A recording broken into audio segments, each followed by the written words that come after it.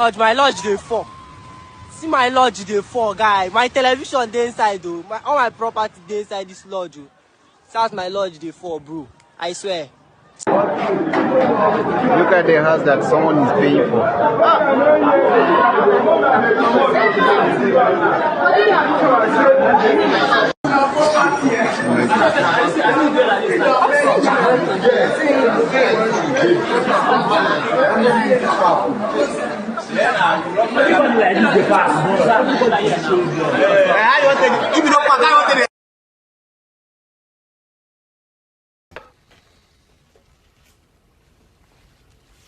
What do you mean by personal relationships? Have you socialized with him? Yes, sir. Yes? Yes, sir.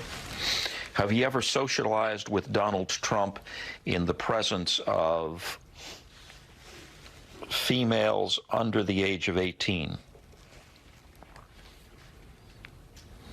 Though I'd like to answer that question, at least today, I'm going to have to assert my 5th, 6th, and 14th Amendment rights, sir. If you're innocent, why are you taking the 5th Amendment?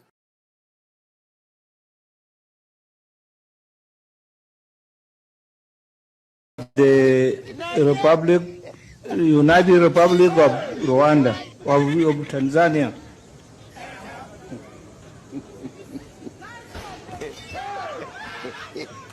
Your Excellency, Felix Tshisekedi, representing President of Uganda, of Congo.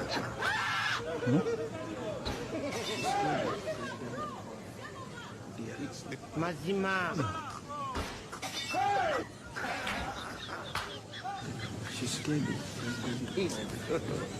God have mercy upon us. Distinguished guests, the steps I have just mentioned above were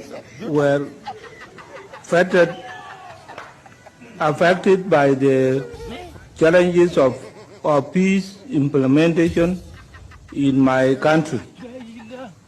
I sincerely appreciate the East African Community heads of state for waiving the arrears accrued to South Sudan during the 22nd Ordinary Summit. From now onwards, South Sudan commits to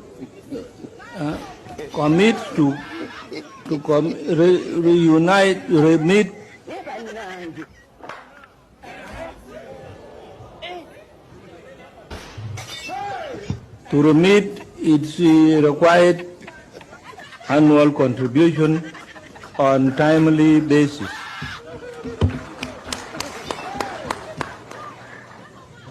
Thank you very much for your attention. And women would have to walk miles with jerry cans on their heads. Billions just vanish into the pockets of a corrupt elite. This is not governance. This is grand larceny.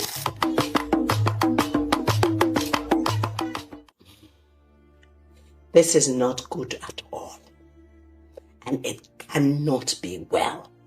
We can't keep swallowing every rubbish they throw our way. You know, I've been thinking about this. In my mother tongue, the Kalabari language, we do not have a word for embezzle or loot. We have thief, furu. My mother's people say onyoshi, thief. And then I'm sure the Yorubas say Ole and the Hausas Barawubansa. That's what we have. And you see, when people are identified as thieves, there is a treatment for thieves where we come from in Africa. You name call them, you name shame them, and you make the community aware that these people are thieves. And you walk them around the community and that stays on them and the rest of their family members.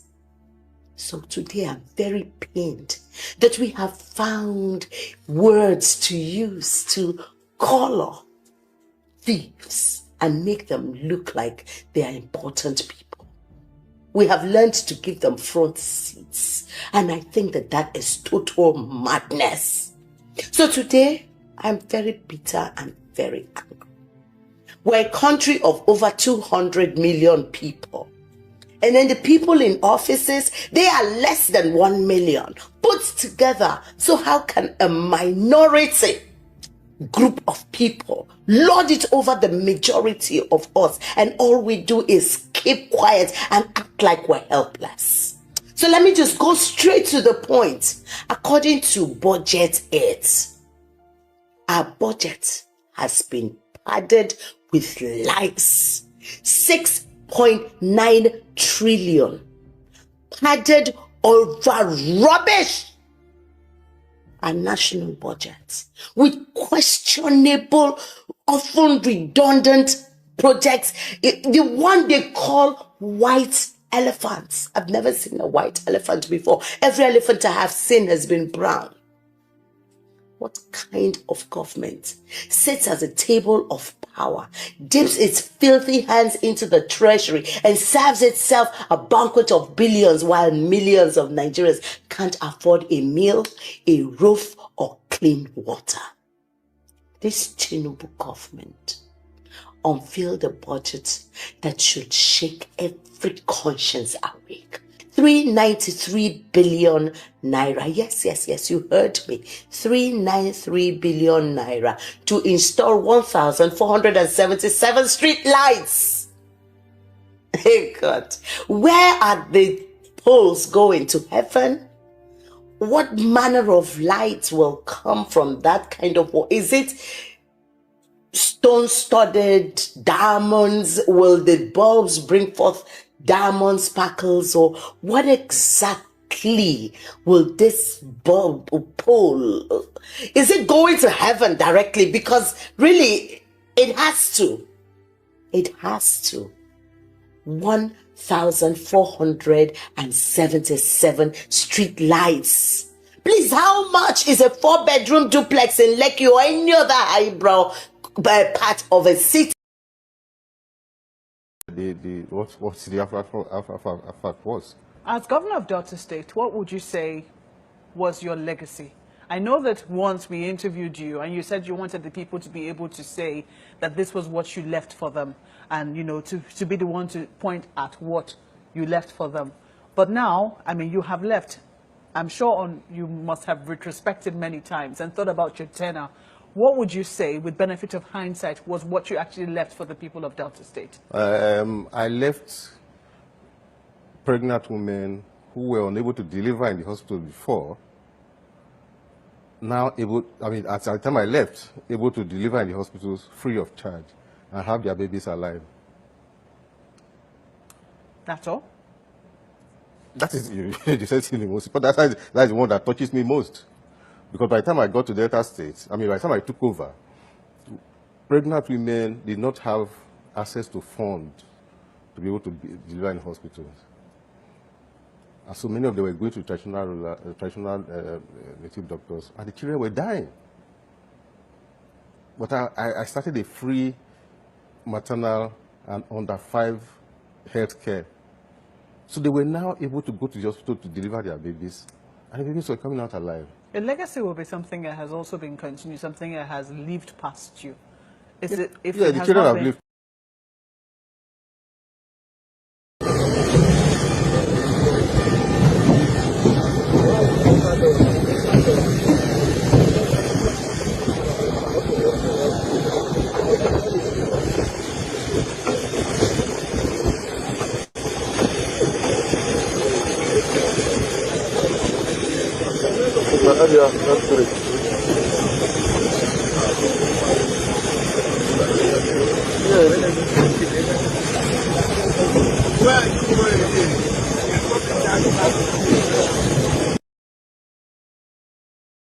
The public, Allah, they must hear. You can't stop me.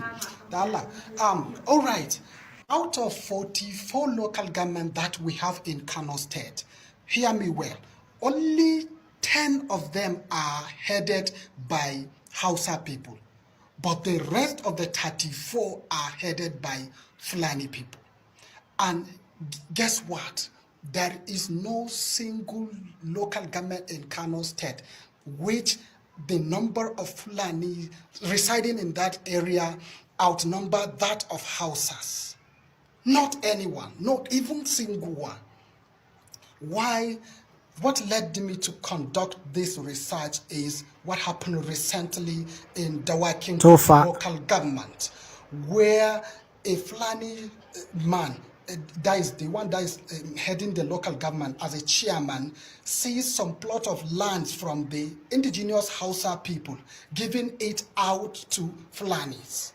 That is saying that those Hausa people are blocking the way for Fulani to pass. So because of that, he seized the land and give it out for Fulani to be grazing and doing all this kind of without compensation. What's this? This is injustice. This is injustice of a highest order. So we cannot keep quiet. We must say it, the truth. You are saying that we are Hausa Fulani. And research shows us that you don't marry from Hausa. You don't give out your daughters to Hausa people for marriage also, unless the ones who are rich among them. They are parading themselves as Hausa Fulani where they don't have any biological connection with Hausas. They don't marry from us. They don't give us their daughter's hand in marriage also. But they are saying that they are Hausa Fulani only to lead us, only to continue like subduing us. This is not fair. It is not fair at all. You know? So we have to do something.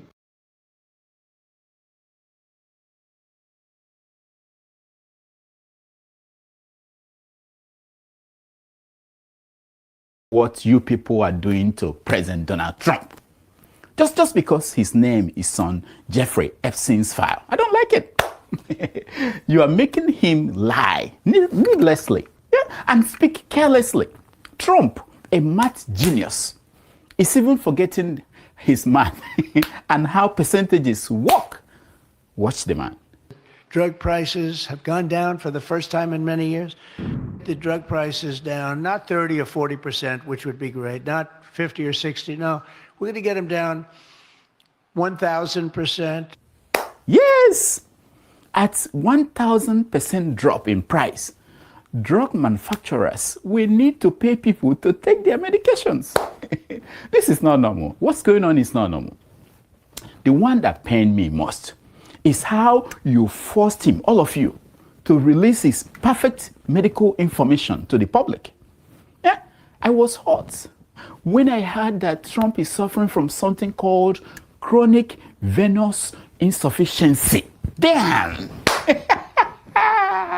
Of all the diseases, illnesses in the whole world to suffer from, he picked something chronic, something called insufficient. Can you imagine that? Does it mean that Trump, the most perfect human being ever made by God, had something insufficient in him? Trump, say Tufiagwa. Trump, say it shall not be your portion. Just say it, and you'll be okay. I refuse to believe anything is insufficient in Trump. Not in his head, not down his waist, or even the side of his hands. No, Trump is perfect. Trust me on this one. This boring Jeffrey Epstein's nonsense must go away, whether Obama likes it or not. He must go away. Trump didn't like that creep, and he kicked him out from his circle of friends. So, what's wrong? He kicked him out because he saw him grabbing young girls by the ears. Trump did nothing wrong, I swear. But the fake news media won't let it go. They will run out of ink, I guarantee you. And Trump will celebrate and visit Oslo and receive the Nobel Peace Prize in November. You watch. Just say that I told you. Don't worry. Trump will be the first person who is a convict. No, he won't be the first. He won't be the first. Forget it. The prize has been going to convicted people before and people who have friends who are felons. So chill, my fellow Mugu. Sorry. I mean, so me, MAGA. We have been looking for the deep state. And finally, we found him. And he's our leader. Nonsense.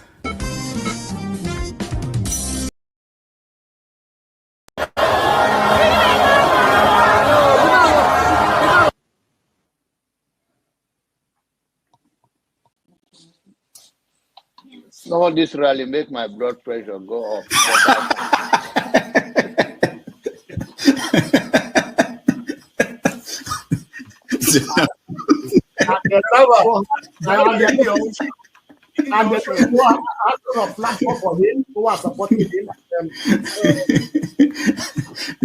So you should get a filter sometimes, filter your thoughts before you say.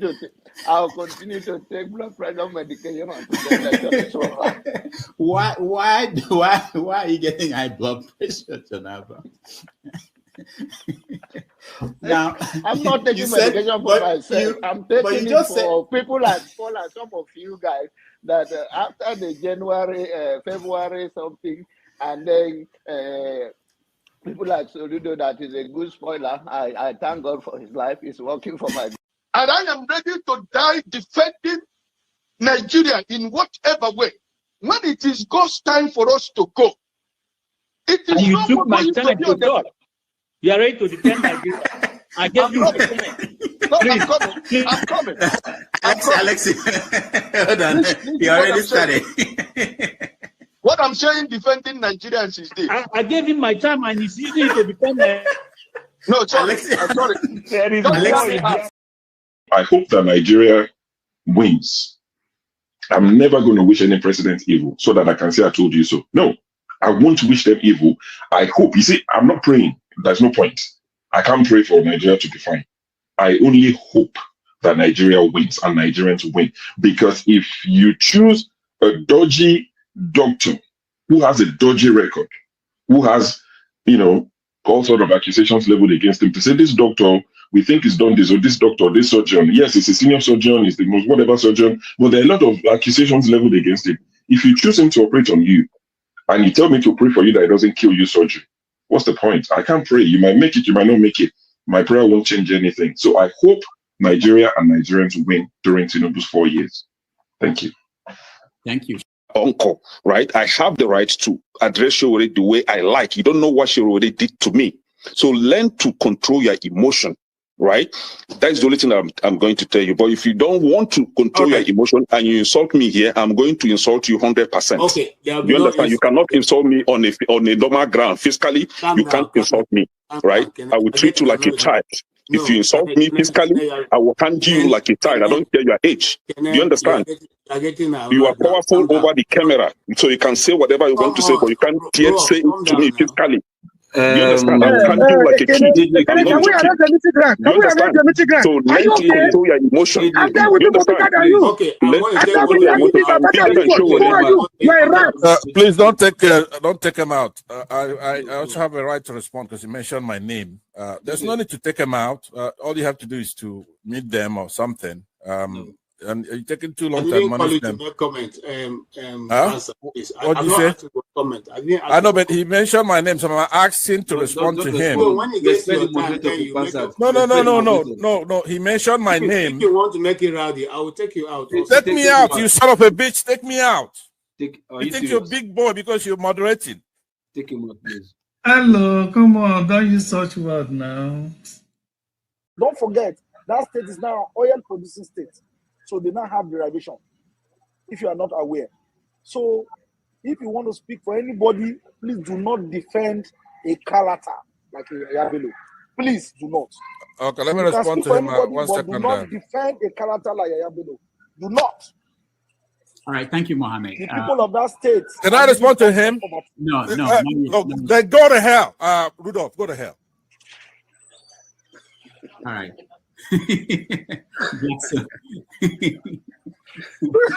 Rudolph, I've never seen this part of him before. Tinubu is a criminal, yes, of course, a categorical grade 1 criminal. The only person more criminal than Tinubu in Nigeria is probably Babangida. But he's a criminal, and is he fit for purpose? Absolutely not. Should Tinubu be the president of Nigeria? Categorical no. Is there a better option than him? That is subjective. So show me who he is.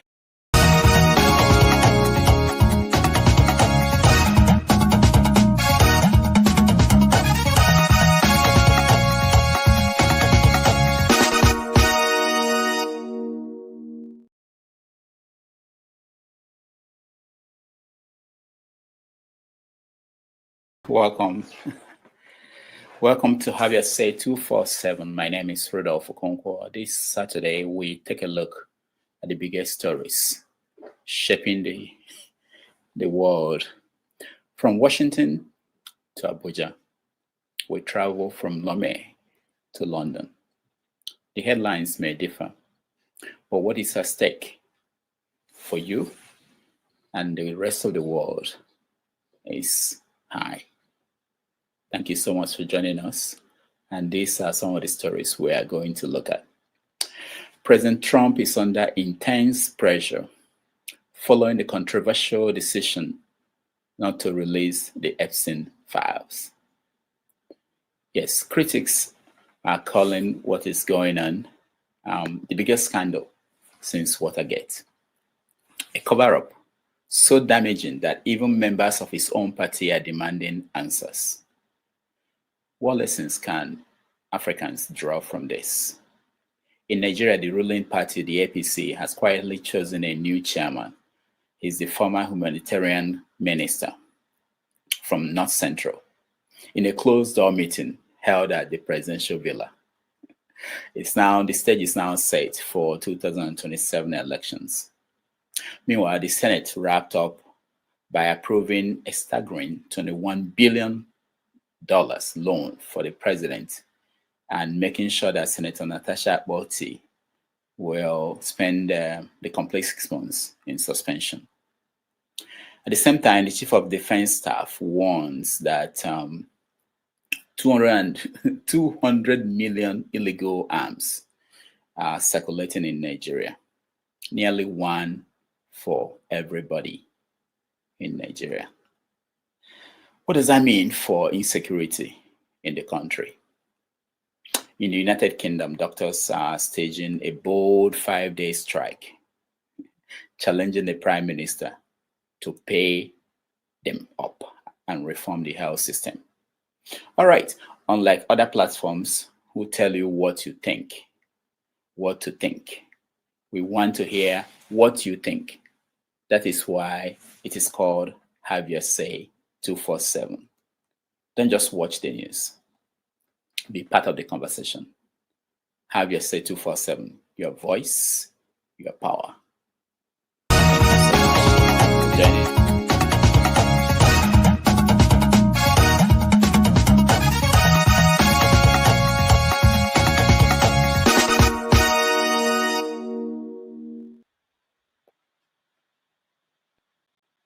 All right, welcome everybody. I'm having technical problems here. If you guys, hello, welcome. Welcome to Have Your Say 247. My name is Rudolph Okonkwo. This Saturday, we take a look at the biggest stories. Sorry guys, I'm having technical problems, but I'll get it under control. My computer is freezing. There is a delay.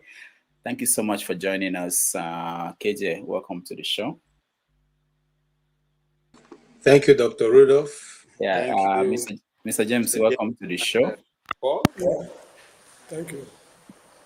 Paul, welcome to the show. Thank you, and good morning. Yes. So, how is everybody doing? God is helping us. Paul in Arizona. Paul, how are you doing? Well, doctor, I'm trying to be fine. The sun is showing us shiggy, as we'll say it in Nigeria. What is it like? What's the temperature like in Arizona now? I think today is a little bit better. We're 109. So do you guys come out or you stay indoors? I try as much as possible in the evening. I just noticed this morning while trying to, take my bath, that some part of my face was burnt. I could see the burnt on my face. I was shocked. As an African, I said, can you imagine? Hekwano, the Abuja son didn't burn me. Middle Greece son, no, but this yes son, I called it burn my face. Are you sure it's the sun that caused that? That there were no witches that came at night? Oh no, it's not. I don't pass witches now. Say if you know that me say I'm a principality myself. So which witch now? I'm a principality. Before the witch go come, you go get ready well because if they call me powerful man. Mr. James, welcome to the show. Yeah, thank you. How is the Gambia? It's a bit hot, and there was a public demonstration on Monday. Why? They are complaining that corruption in high places. Okay, I was afraid they wouldn't say it's Igbos again I complain about. No. Corruption in high places, non-government, nonchalant attitude to the problems of the masses, and quite a lot of funny things. Didn't your president? I saw him in Nigeria. Wasn't he in Nigeria to visit the Buhari family? Yes, he was there. He was there. Yeah. I saw him. Guinea-Bissau is the only foreign president that came. One of them. One of them. Yeah. The other ones are Chad and Niger. That's all. Even Niger was. Repeat it again. I could not hear you. No, I said I thought I saw him in Nigeria. He went to visit the Buhari family. Well, yeah. Buhari did him some favors in 2016 during the push and pull over Jammeh must go. Buhari came here and unilaterally removed him from the country while Jammeh was still in power. And anyway, look, they know themselves. Let's talk about better things. Okay. Before we go to that, let me play a video. There's something you said, James, that reminded me of a Kenyan came out to explain why his generation are agitating. I don't know if that will resonate with why people in Gambia or even Nigerians. Let's just listen to the guy and then we'll come back to the conversation. Protesting. A message to President Ruto, Mr. President, let me be clear. Young people in Kenya, Gen Z, millennials, even those younger, are not on the streets because someone told them to go. They're protesting because they've opened their eyes. Since the early 2000s, we've been connected to the world. We saw how other governments work. We watched how infrastructure is built. We studied justice systems, public health care, education, and proper city planning. And not from textbooks, but from real life. We've traveled, we've studied abroad, we've walked on real roads with no potholes. We've used public transport that works. And then we came back to Kenya, and it was like walking into a trap from a bad mafia movie. You and your allies run government like a cartel. You hand out public money to MPs and CSs, not as service, but as control. You buy their loyalty. You own them. And when we rise up and say, Ruto must go, they panic. Because if you go, they go with you. This isn't just corruption. It's dead slavery at a national level. Your MPs can't speak. Your ministers can't act. They owe you. And now they serve you, not the people. But we are watching, Mr. President. You promised cost cutting, then bloated the travel budget. You said you'd cut government spending, then tripled it. You promised better health care, then killed hospital programs and maternity funds. You said no one would be left behind, then destroyed university funding and shut the door on thousands of students. You removed leaders with vision. You silenced voices that had a plan. You stopped programs that were working and brought back nothing but lies and slogans. We are not children. We are not stupid. We are the most educated, connected, and alert generation this country has ever had. We see the dust on our roads. We see the water taps that never run. We see the electricity blackouts and the silence that follows. We see police with guns who barely have training, threatening youth with degrees. And we see you, Mr. President, flying first class with your family as if the country is your personal business. You say you're angry? We were angry first. Your anger does not cancel our pain. Your fury does not fix our future. You are not our father, not our savior. You are an employee, hired by the people, paid by the people, to serve the people. And if you won't serve, we will remove you. This movement is not Railas, it's not Uhurus, it's not the church, it's not foreign funded. It is us, Kenyan youth, awake, united, and determined. We are not asking for revolution, we are demanding restoration. And if you won't listen, we will make you listen. Because we are not going to grow old in a country that has no future. We want our future now. Wow. Isn't that the same across Africa? Is that different? Look. This is what they do when they are looking for power. If you should put him there, it will even be worse than Ruto is complaining about. Remember Zimbabwe. When the whites were there, they denied the blacks education. But there are two systems of education. But when Mugabe came, he upgraded the black people education. In fact, all the educated Zimbabweans you are hearing of today, they were all trained by Robert Mugabe. These same educated people he trained did not let him know peace till he died. Here in the Gambia, Yahya Jammeh was in power. What did they not say about him? We had no university up to 1999. We had no television house in this country. Third roads in the country were less than 500 kilometers nationwide. We had 8 high schools in the whole country. But when Yahya Jammeh left, all these things were in place. We had only one hospital, Royal Victoria Hospital in Banjul. And quite a lot of things Jammeh did with his military tactics. But people rose up against him. The very graduates of the university he established took to the streets and demanded that Jammeh must go. And Jammeh left. What is happening today? They are all crying. So they are all politicians. They know each other. Don't mind them, because they don't know the root cause of the problem. The root cause of this problem is colonialism. Colonialism has not ended. When they are addressing the problems, they don't address the colonial aspect of it. So when they get there, things will dawn on them, and they know that it's a much bigger problem. We've not been able to, overthrow the colonial system. The governments we are running in Africa, they are all colonial administrations. The parliament they left is the parliament we are still operating. The executive is the same tactics. The laws are even worse, because if a man should steal a goat at Abakaleke today, when he's standing trial, they'll be quoting what Adam John did in London in 1832, where he stole a ship in Birmingham, or something like that. So the problem is hydra-headed.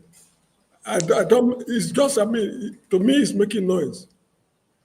So, Mr. James, I was just referring to the fact that in Ivory Coast, young people are demonstrating in different parts of Africa. And if you listen to them, essentially, they're talking about, there's something that probably changed that we haven't been able to understand very well.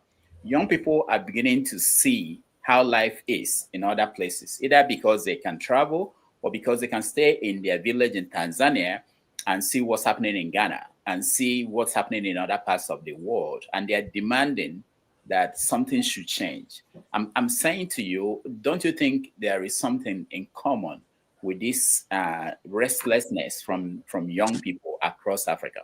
Yes, there's something in common. They want better life. That is true. But the root cause of the problem, our politicians are not addressing. Even the youths do not understand.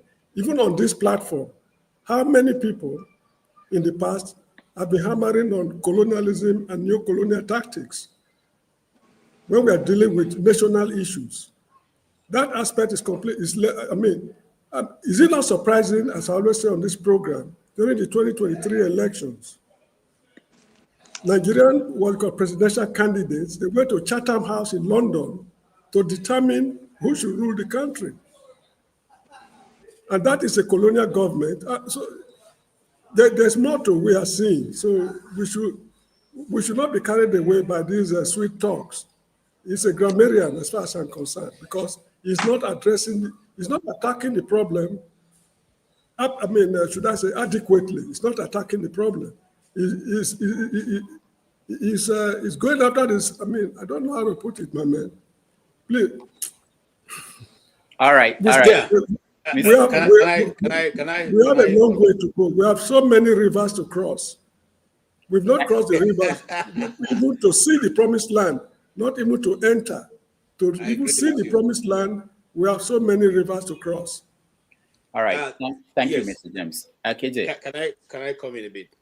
I agree with Mr. James to a large extent, and those of us who read some of the writings of the old, you find out that this what Mr. James is saying has always resonated with the people, the writings in Africa.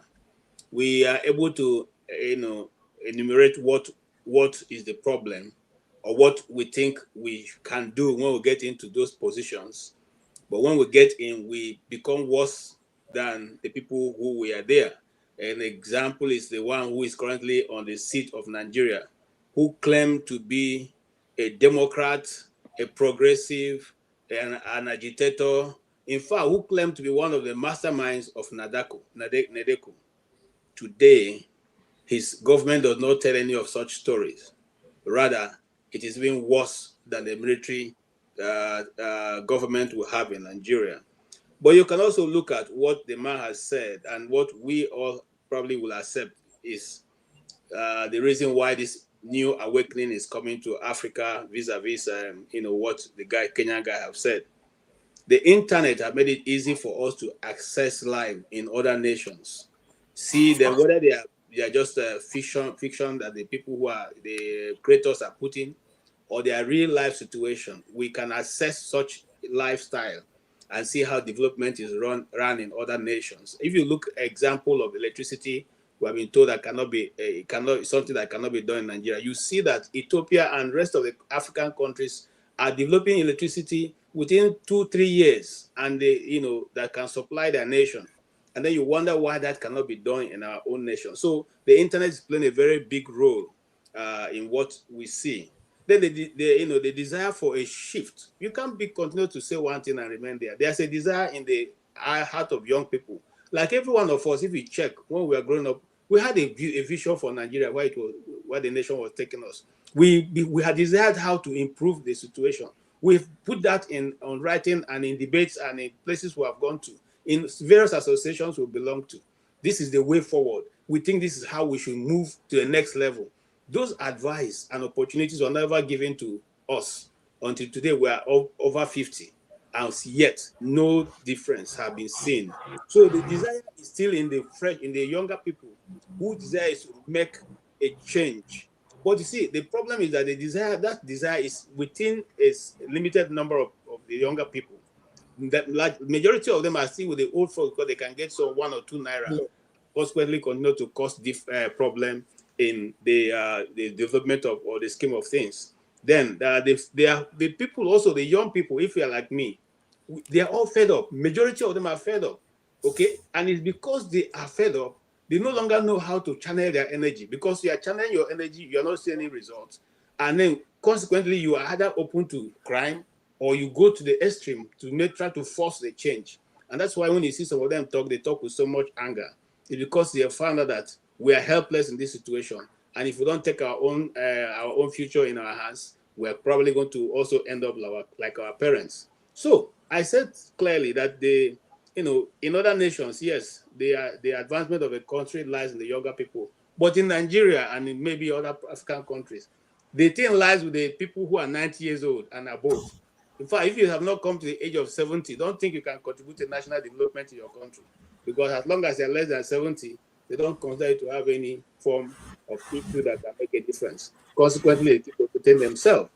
And so, yes, he may have been able to put some good sounding words together, but if you put him there tomorrow, I fear if he can make a difference. Thank you. All right, thank you. Before we continue, I see you. Ike, thank you so much for joining us. Let me play a video in terms of just to point out some of the things in the news that we probably didn't mention. Laje Road will now be called King Sunny Ade Road.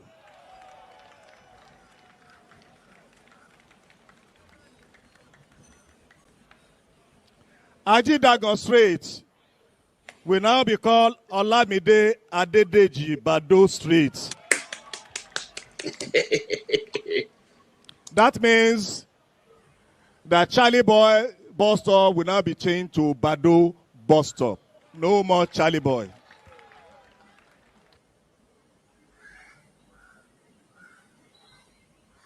All right.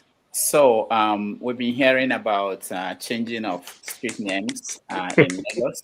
And development has gone to Nigeria. it's one of those things that I think we need to look into that. I give you guys opportunities to, if there's anything major in the news that I didn't mention, that we just mentioned, even if we don't get to discuss it, people might need to know. Let me start with you, Ike. Welcome to the show.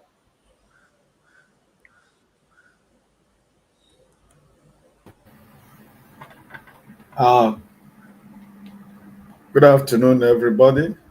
Good morning, good evening. Happy to be here again today. Brother James, Brother Paul, and Brother KJ, I salute.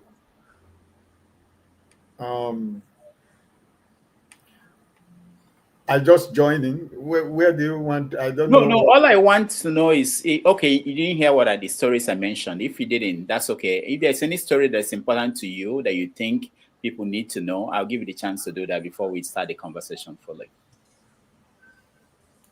Every news about Nigeria is always important. So there is no anyone you bring up. If I have opinion about it, I will contribute. All right. Thank you, Ike. Paul.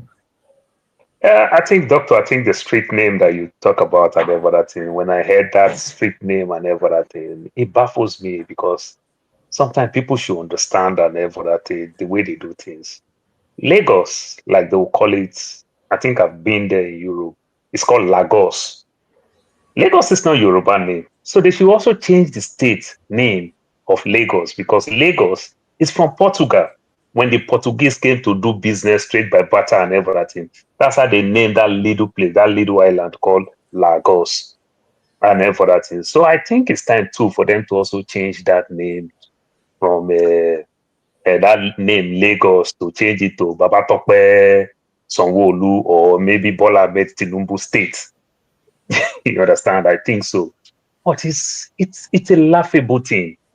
The way we do things. Doctor, I know 2 countries is dear to your heart very well. I know you love Kenya dearly.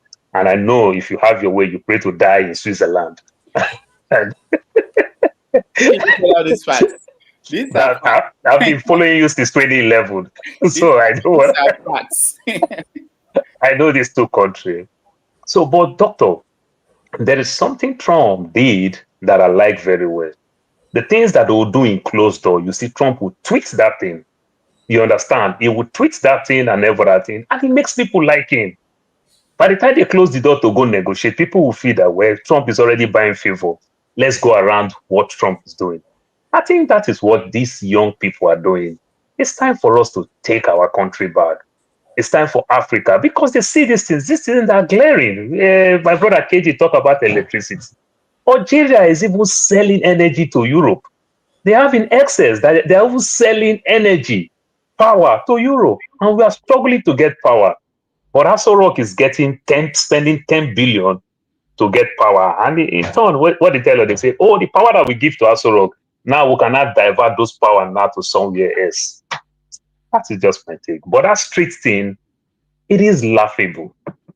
You understand? So maybe me as an Urobo man too, it's time for us to change all those oil multinationals, whichever place you are coming. Some oil will be Urobo deep stream, Ijo deep stream. You understand? Kalabari deep stream. You understand? And then for that, what are we doing in this country? They will stop to call the name meat. We'll call the name Hausa Suya.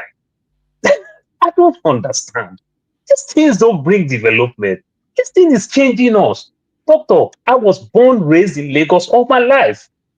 I know the big rivalry, the banter, as they'll call it today, with the Yorubas and the Igbos. The Igbo will call the Yoruba, the Yoruba will say, Momi. These are the joke. The Igbos people will cause the Yoruba, they don't eat good meat, they eat only pama. Today, that pomo is expensive than beef. Now, all of us now, we don't want to die. Nobody want to eat red meat any longer. We eat the same thing. The Yoruba complain in Lagos to eat good amala. They need to leave Lagos because Igbo man bring business in that amala. A Yoruba man cannot see himself to spend 15, 20,000 to eat a plate of amala. But when Igbo man started eating amala, the Yoruba people, they drive the other Yoruba customer. They say, go, a lot of people, you don't want to pay. They sell this thing. Now Igbo man started eating amala. It's very expensive. It become good business. The Yoruba woman who is selling amala now don't even want to sell for Yoruba because the Yoruba man, what did you make here that you will say this amount? But the Igbo man is enjoying anything. These are the things that we fight one another. But remember, doctor, what make culture? It's three major things. Our tongue, our language, our food, and our clothes. If the Igbo dominate the area, they bear that thing. You go places like Lawansin, what we call Calabar people dominate that area. Part of Ajigule, you see Igbo people dominate one side. You see Yoruba dominate another side. You see the Ijaw people dominate. That's how they spread. When they developed all these places, name all these places, the Igbo name, the Akwa Ibom name, the Urobo name, the Hausa, even in Ajigule, they have what they call the Hausa line. The Hausa, in Agege, Alabarago, that's how Lagos is. These people have lived there for donkey years. They developed this place. Somebody just stand up that don't even understand how Lagos come about. Just say, no, we feel cheated because of Lagos was former federal capital. Lagos was a territory on its own. It was former federal capital where everybody lived there, like the way Abuja is today.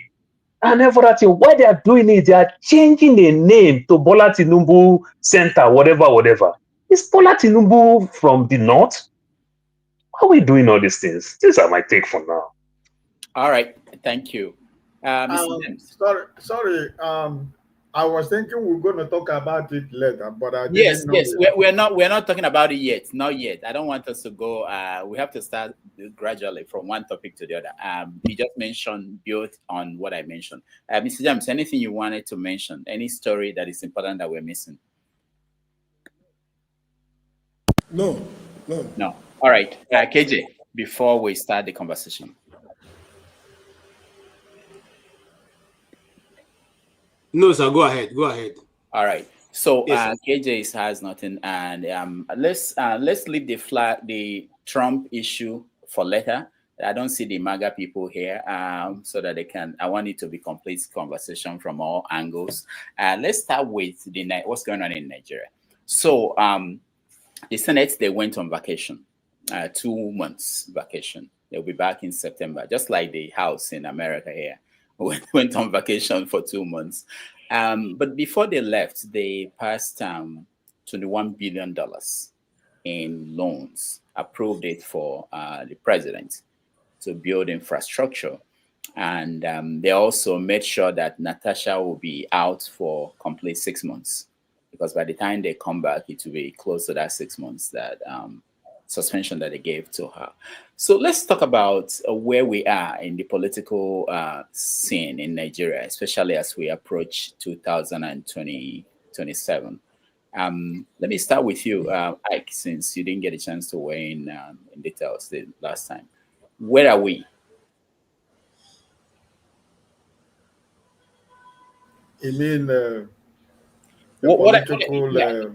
Yeah, put these things together. We want to join everything together. The Senate, the loan, approval of the loan, the new chairman of APC, because it's interesting, they picked the new chairman from North Central, and also they had that meeting in Aso Rock. Just think about this. The Republican Party went to the White House to have a meeting where they will elect their new chairman of the party. But that's what is common in Nigeria, and people don't see it as anything, mixing things that shouldn't be mixed, running the country and running your political party. But anyway, they elected the former humanitarian minister as the chairman of the party from the North Central, making room for Tinubu to either continue with Shetima or go in a different direction, which is, he could go to the North West in that case. But Kwankwaso doesn't look like somebody now who is going to be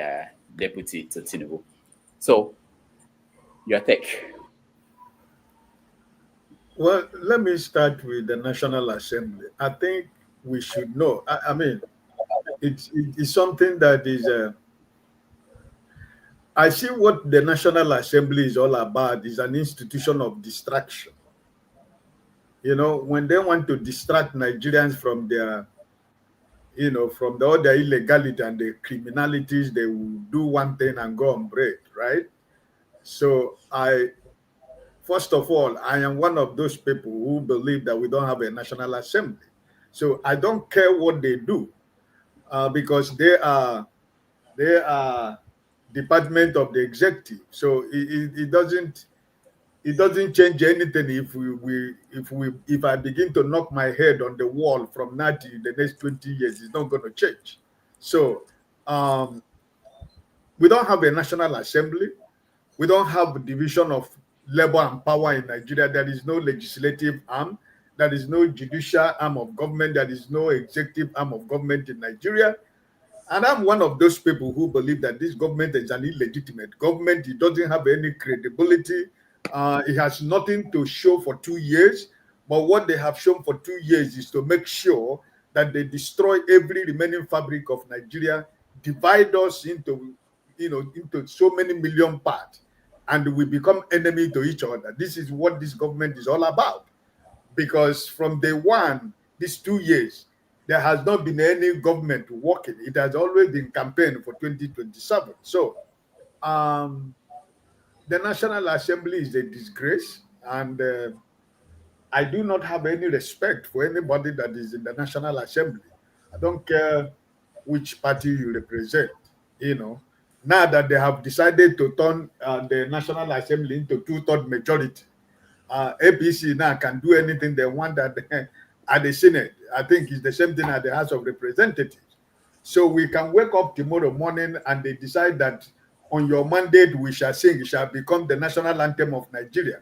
They take it to the Senate and it will pass because they have the majority vote. So on your mandate we shall sing will become the national anthem of Nigeria, which has become the national anthem already.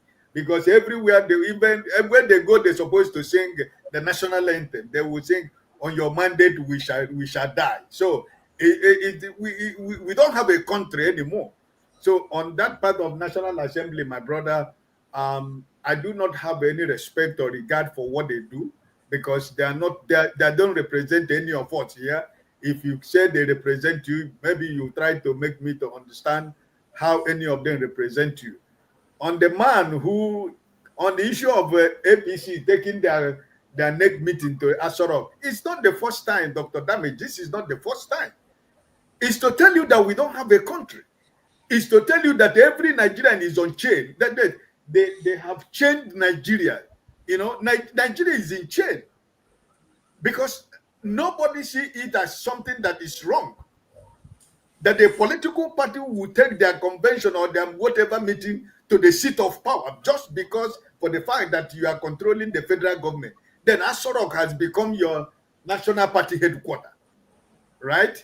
After they nominated the man after their meeting in Asorok, it was there now they decided that the new chairman will go to their party secretariat to swear in other elected officers of the new party. So it's to tell you that we're on chain, my brother.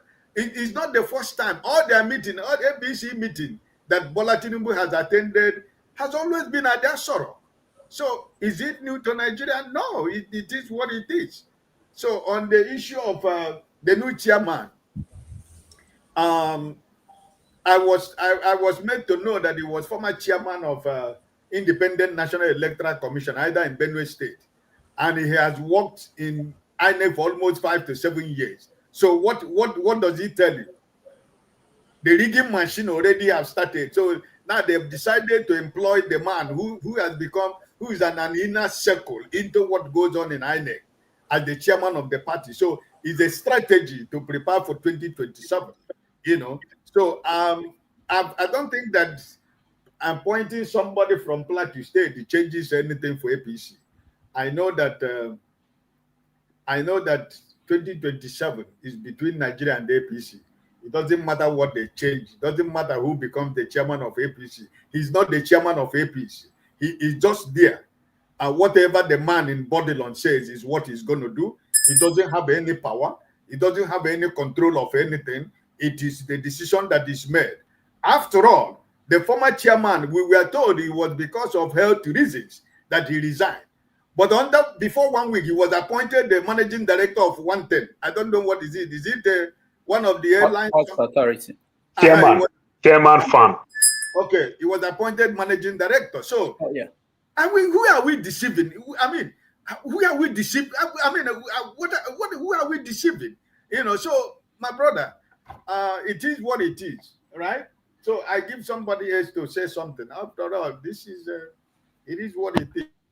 All right. Thank you so much. The flagship, welcome to the show. It's been a while.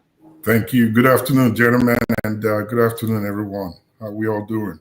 Good, good. It's nice to see you again. Thank you. Good to be back. Yeah. Okay. You don't have to weigh in on each piece of the pie in terms of the stories I put together in Nigeria. You can weigh in on any of them. You know, the Senate going on recess, approving $21 billion for the president, electing a new APC chairman right there in Aso Rock. Think any part you can pick up any. Well, thank you, Rudolph. Again, it's good to be back. I wanted to add 2 items to the list, which I think you may have left out. But before I do that, I want to go back to that video that you played of that Kenyan gentleman that spoke. In my opinion, I think it was great. That's the voice that every African youth should be heralding right now as we speak. I think it was well put together. It was clear, and the message is audible and loud enough that if we all sing the same song and speak the same words, would resonate loudly in the ears of all African leaders. And I disagree with the opinion that, again, and I respect it, Mr. James and everybody else who think otherwise. I think KJ2 expressed his opinion. I respect those opinions, but I don't think that if this generation that's behind us come in, that they will do different from what we expect, which is to help us to recourse ourselves, Africa, to where we need to be. There are key 3 areas that I picked out of that guy's speech: education, exposure, and awareness of what's going on in the country. And they are letting their government know that, look, we know what you are doing. We are well educated. We have gone abroad, overseas to the Western world, where your masters are, to see how things are done there. And we are back to take our country back, because we're not going to let it sink and eat the remnants that you leave behind. So I think it's a very well thought out message.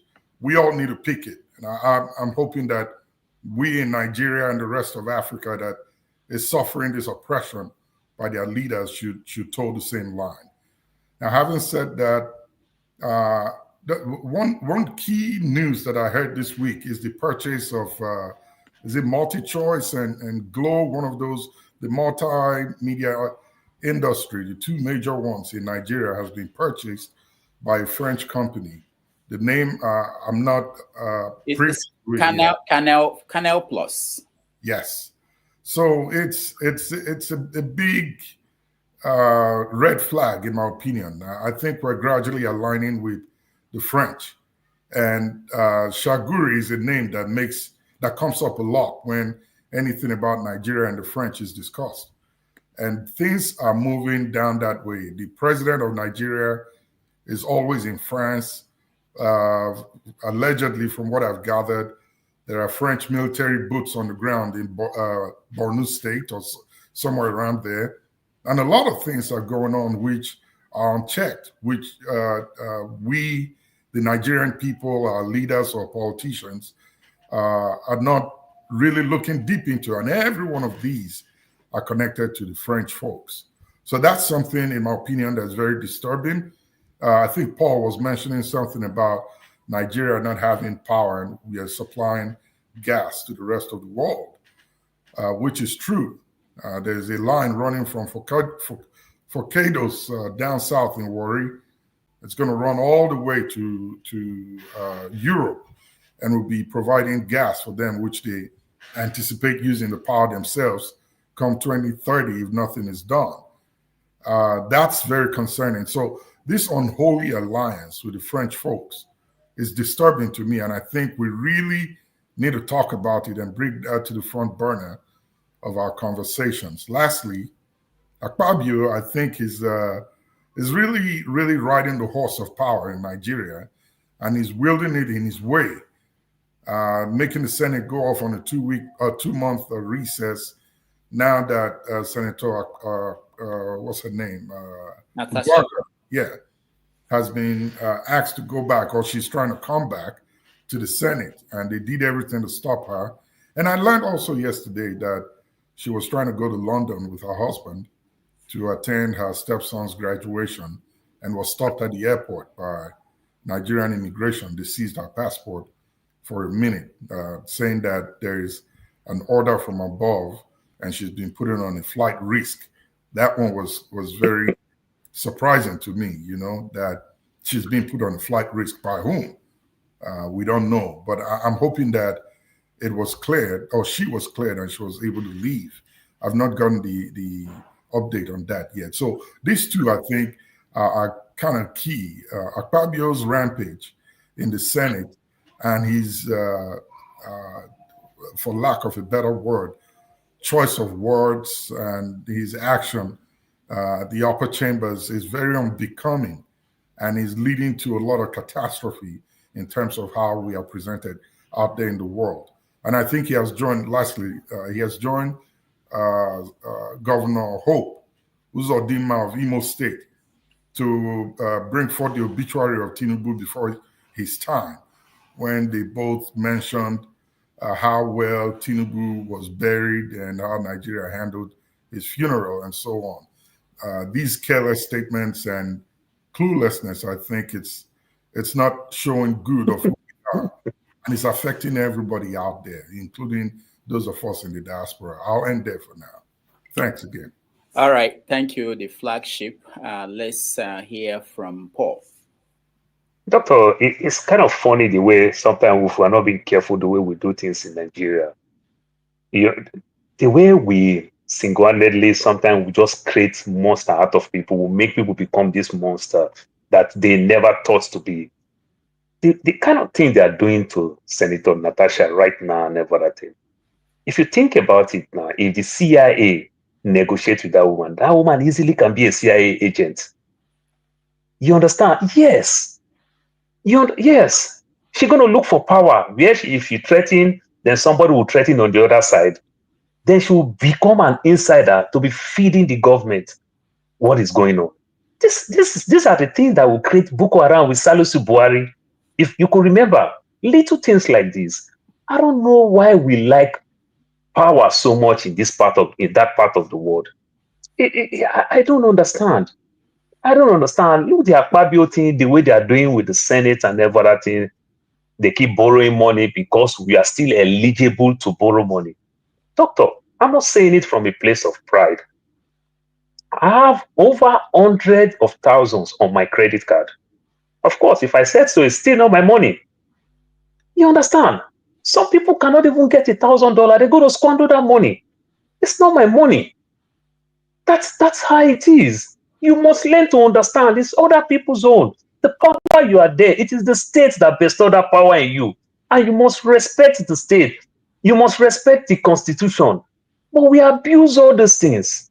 I'm watching Instagram 2 days ago. I saw some Nigerians that the Chinese people took to Central Africa to go mine, for mining and every other thing. See, China used this same mining to negotiate their deals with America when America threatened their students and all the tariff thing. They stopped selling their rail health to America, and America so much need it. That's how they negotiate. And this rail health that we're talking about, good percentage of them, they're all coming from Africa.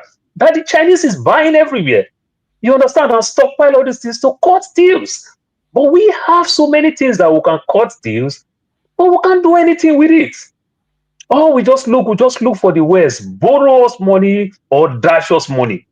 Either of both. We are not creative. We can't even think very well.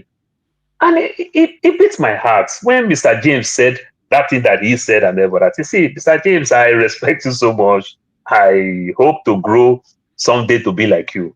But on this one, I think, like the America will say, no matter how you did your best, when it's time for you to take a bar, just take a bar for somebody else to work and everything. If a leader fail, let's not look the past, even when the past also fail in their own right. You understand? If the current one come, if he fail, go. One Senate president that I respect so much was Ken Nnamani. He's the one that stopped third term when Obasanjo is clamoring for third term. And Obasanjo was using the deputy Senate president named Ibrahim Mantu. But Ken Nnamani stopped it and understand the power of Obasanjo. He didn't even contest again for the next term. He already know that he's going to lose. But that thing that he achieved is what is keeping Nigeria today, that make Obasanjo didn't go for third term, that make Buhari didn't go for third term, that make maybe Tinubu too will not even think of something like that. You understand? Because they stand their ground. But when you look at Akpabio, I can't even call Akpabio an appointee of Tinubu. Akpabio just look like a spokesman of Tinubu. You know, it's so alarming.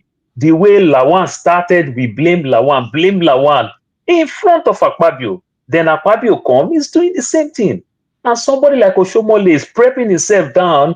Then maybe if he come for second term, they might push all type of scandal and say, you know what, we've done with Akpabio with too many mistakes and everything. Then they're going to kick him out. They're going to bring Oshomole. Oshomole too going to do the same thing. We cannot run a nation like that at all. Do you understand? So a leader will definitely achieve one thing, you know, but at the same time, if they fail, let us understand that they fail. If another one comes, they might also fail. But guess what? Another one will still come that will deliver. We'll see it in somebody like Lee Kuan Yew and everything. So I still believe that we must give new people chance, whichever way. That's my take for now. All right, thank you, Paul. I just want to point out, Paul, if you remember the U.S. diplomatic cables, the names that were mentioned there, they were people like El Rufai, Nuhu Ribadu. They were the ones talking to the U.S. Diplomats in Nigeria. So you don't have, yeah. Doctor, I said this thing. Somebody you know through me, I will not mention name. You understand. He has been coming to America. He said they take him to an hotel in America, a 5-star hotel. He said he had never seen things like that. For him to castigate the government. Then he was writing profusely condemning Goodluck Jonathan. So they felt, okay, this guy didn't support the government. And they want to feed him with all type of information and equally give him all type of power and also threaten on behalf of him behind the scenes. So he can talk, he can do anything and nothing will happen. He said at the end of the day, I still love my nation. I will never do this. Yeah, I'm not saying that they don't do that. I'm saying that it's actually very easy for them to recruit people. People will come for coffee to show off and then give information freely to the Americans. I don't think they need to bribe anybody in Nigeria. Just invite them to a party. They will go there. But doctor, that lady has suffered enough. And that lady can just change now. And everything. Tomorrow we'll say, oh, look at Senator Natasha used to be a good person. But when she understands that I don't need the power from the people, I need the power from this other side, and nobody can touch me, then she will start doing anything stupid. That's my fear. Paul, let me tell you, when we used to be in Abuja, the privilege comes from being invited for the American Embassy, July 4th party, and end of year. So if you are who is who and you're not in that party, you are looked at as a small fry. Okay, so these are the things they use. They don't even need to, just like Rudolph said, they don't need to give you any of these things. They will invite you there, you feel privileged, you feel better than the rest, and give out everything they want to you know, for you to say, you know. So that's why it goes. All right, Righteous Man, welcome to the show. I don't remember where you're from in Nigeria, Righteous Man, but I saw the senator representing Abia State, Ojizo Kalo in London, coming out from a restaurant. I wish I thought about it. I would have shown the picture coming out from a restaurant in the UK. All our senators, they are all over the world. They run out and they are going to enjoy their token, the money that Yeah. So how are you? You are left in Nigeria. Are you not going on vacation like you're a senator and every other person? Righteous man. Dr. Rudolph, when you were in Nigeria and you were being hosted by several media, I was listening to you and I tried to put a call across to also remind you that you should play it cool. But your host was not ready. Maybe she knew what I was going to say, so she was avoiding my call. You are welcome back to your base. You chopped our corn here and enjoyed the ube. It's a nice thing always being at home, you know. Some of the members of this panel have been home recently, and some of them I met with crews, with their family members and the rest. It was really a good outing, you know. It's one of the things I'm appreciating and thanking you for this platform.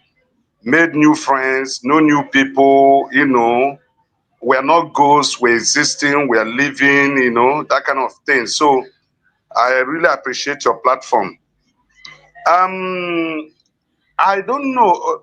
Okay, you still have something to do with Sahara Reporters because I always comment on some of their writings.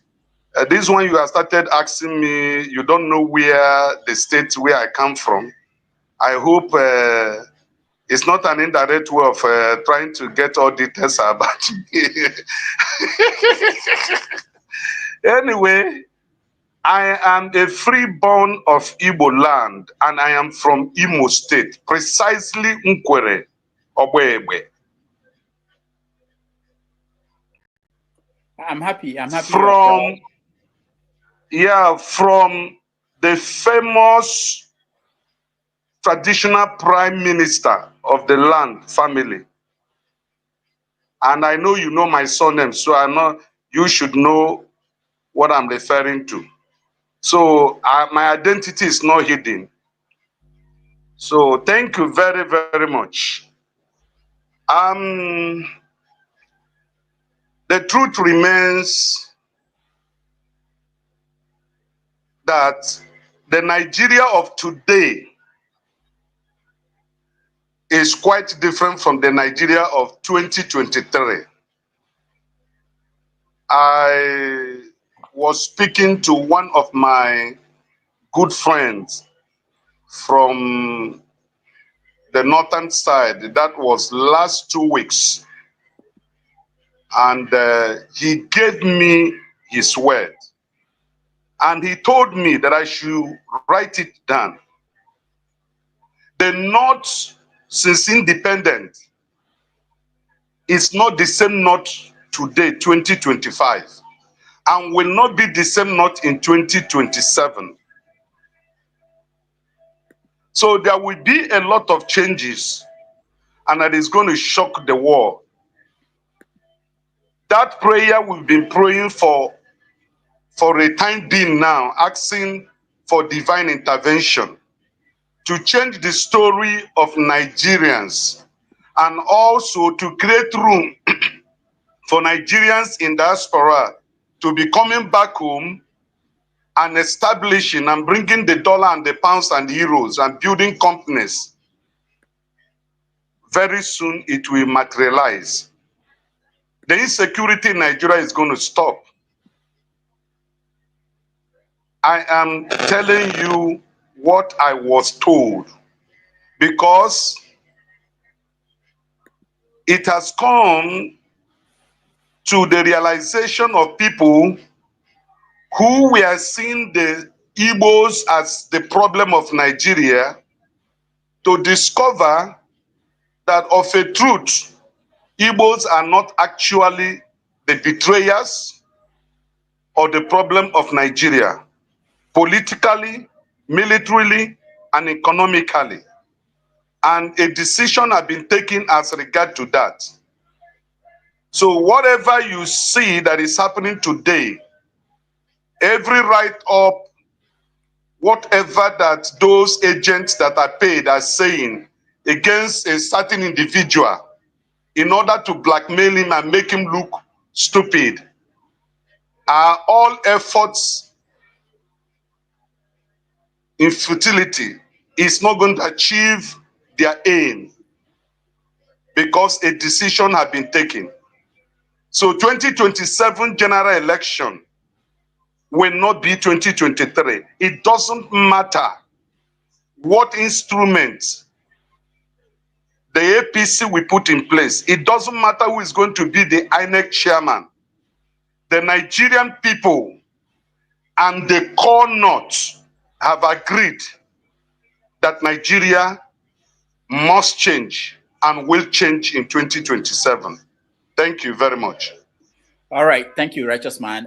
Before we continue, I actually have questions for you. But before we continue, you mentioned people meeting because they met at this platform. Let me show you guys some pictures. I didn't get permission from them, but they don't have any. They can't do anything to me, as far as I know. This is Tope. Most of you know her. She's one of the moderators. She met with John Abba and is that not Ovie? That's Ovie. Somewhere in where did they meet? I forgot. Dallas, I believe. Yeah. So it's always good to meet people beyond here, what we do on the platform here. And I'm happy that a lot of people are meeting that way. Tope didn't give me permission, but I know she will be okay with that. That was in Dallas. So they met in Dallas sometime last week. So, Righteous Man, I couldn't look for you because my stay in Lagos was very brief. It was just a day. I didn't leave the hotel where I was. So, but next time we will try to catch up. Okay, who is next? I totally forgot. I think KJ or KJ. So, what's the question? Oh, for you, Mr. James. Mr. James. I'll come back to that because it will take us far away. I wanted you to tell us, you were saying that there was a meeting and some people had a meeting and it's been agreed by some people, and you didn't mention names, so I wanted you to tell us more and that kind of thing. But let's hear from James and then KJ. James. Yeah, thank you. I'm sure you are hearing me. Yes. Actually, I don't even know where to start because the problems of Nigeria are so complicated. Left to me, there's no need for the 2027 elections. We should fix the country. That has been my wish since 2022, before the last general election.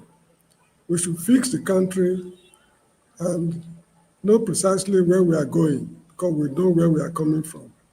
There's no need for the 2027 election. Because what is happening now, in the Christian Bible, I think in 1 Corinthians chapter 15, verse 32, says, let us eat and drink today, for tomorrow we shall die.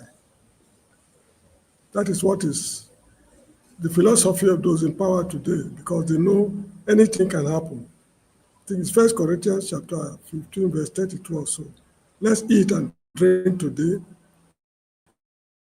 for tomorrow we shall die. They are borrowing all the money in the world, selling all the crude oil in advance, piling us. Anything can happen in Nigeria. So that's all I have to say. Thank you very much. Yeah, I see that KJ was laughing. Righteous Man, the people who read the Bible, they were laughing. Maybe they thought that you interpreted it. But no. You see, the Bible is a piece of literature. Just like I quote William Shakespeare, Chinua Achebe, Wole Soyinka. That's how I also quote the Bible. The Bible was written by reasonable men. God did not inspire anybody to write anything. Okay. Thank you, James. Now, hold on, KJ, hold on. I want you to, maybe you can explain this, because watching the way Buhari, I don't want us to go off topic so far. The way Buhari was buried, he died, buried immediately, and not that if they keep you for 1 month or 2 months, something will change.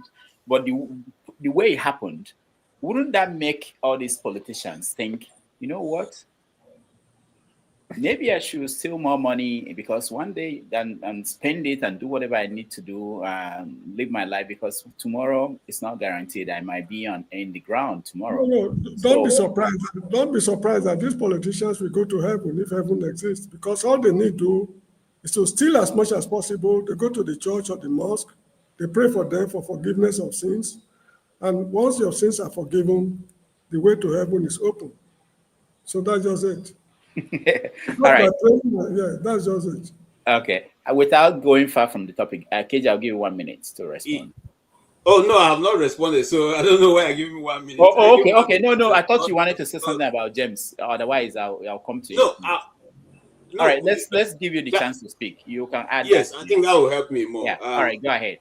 Mr. James, that's in your own opinion. The Bible is not an inspiration. It's just somebody's account. That would be more like it.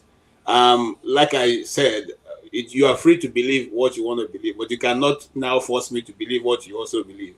So I take it that you are saying, in your opinion, that is what the Bible says. We were laughing because it's easy to pick out those things and quote them because it may not necessarily be referring to what the scripture or the person who was writing is referring to. But I like the way you picked it and gave an example. But man do not learn. If men were learning from history, we'll probably be not where we are today. So we don't learn from our past, especially for us who are Nigerians. You see, you asked a very pertinent question with the politicians who were there. In fact, Bola Tinubu was sitting there and looking at him.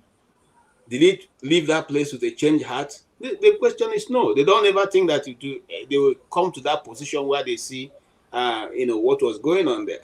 So he left that place, and the next time he addressed people, which is the one we're talking about now, where they now have moved Aso Rock as the place for the meeting of political parties. What did he say? He said you should have pity. You should pity for the people. That's what he was saying. And so I'm telling the governors to have pity on the people. What politician, is there any world leader who will ever make such a statement? Because you made that statement in line with the fact that you are giving the governors more money, so they should have pity on the people. Come on. You see, some of these things that I said are even pitchable offenses. But in Nigeria, anything goes. It is a state. One of the Nigerian presidents that said that, will he treat the people who gave him 95% vote as much as he treat the people who gave him 5%? In other plans where things are done properly, they will have just initiated an impeachment procedure. No, that's not high crime. That shouldn't rise up to impeachment level. Why? You are saying that vote for him? Because he didn't do anything. He's just saying things that he made. No. But that is against the Constitution. That's against the Constitution. Yeah, he didn't do anything. He said it. He didn't do anything. It's if you can put up a record saying that he did not do this. He appointed ministers, and this part of the country didn't get it. Yeah, the number that they're supposed to get. Then you can say, okay, that's an impeachment. But the appointed ministers and that part of the country didn't get as much as the other people got. I don't think when it comes to ministers' appointment, I think they fulfill what's in the Constitution. All of them, they do. I don't think there's any president in Nigeria's history recently since 1999 that did not, because all it requires is that you have to have one minister from each state.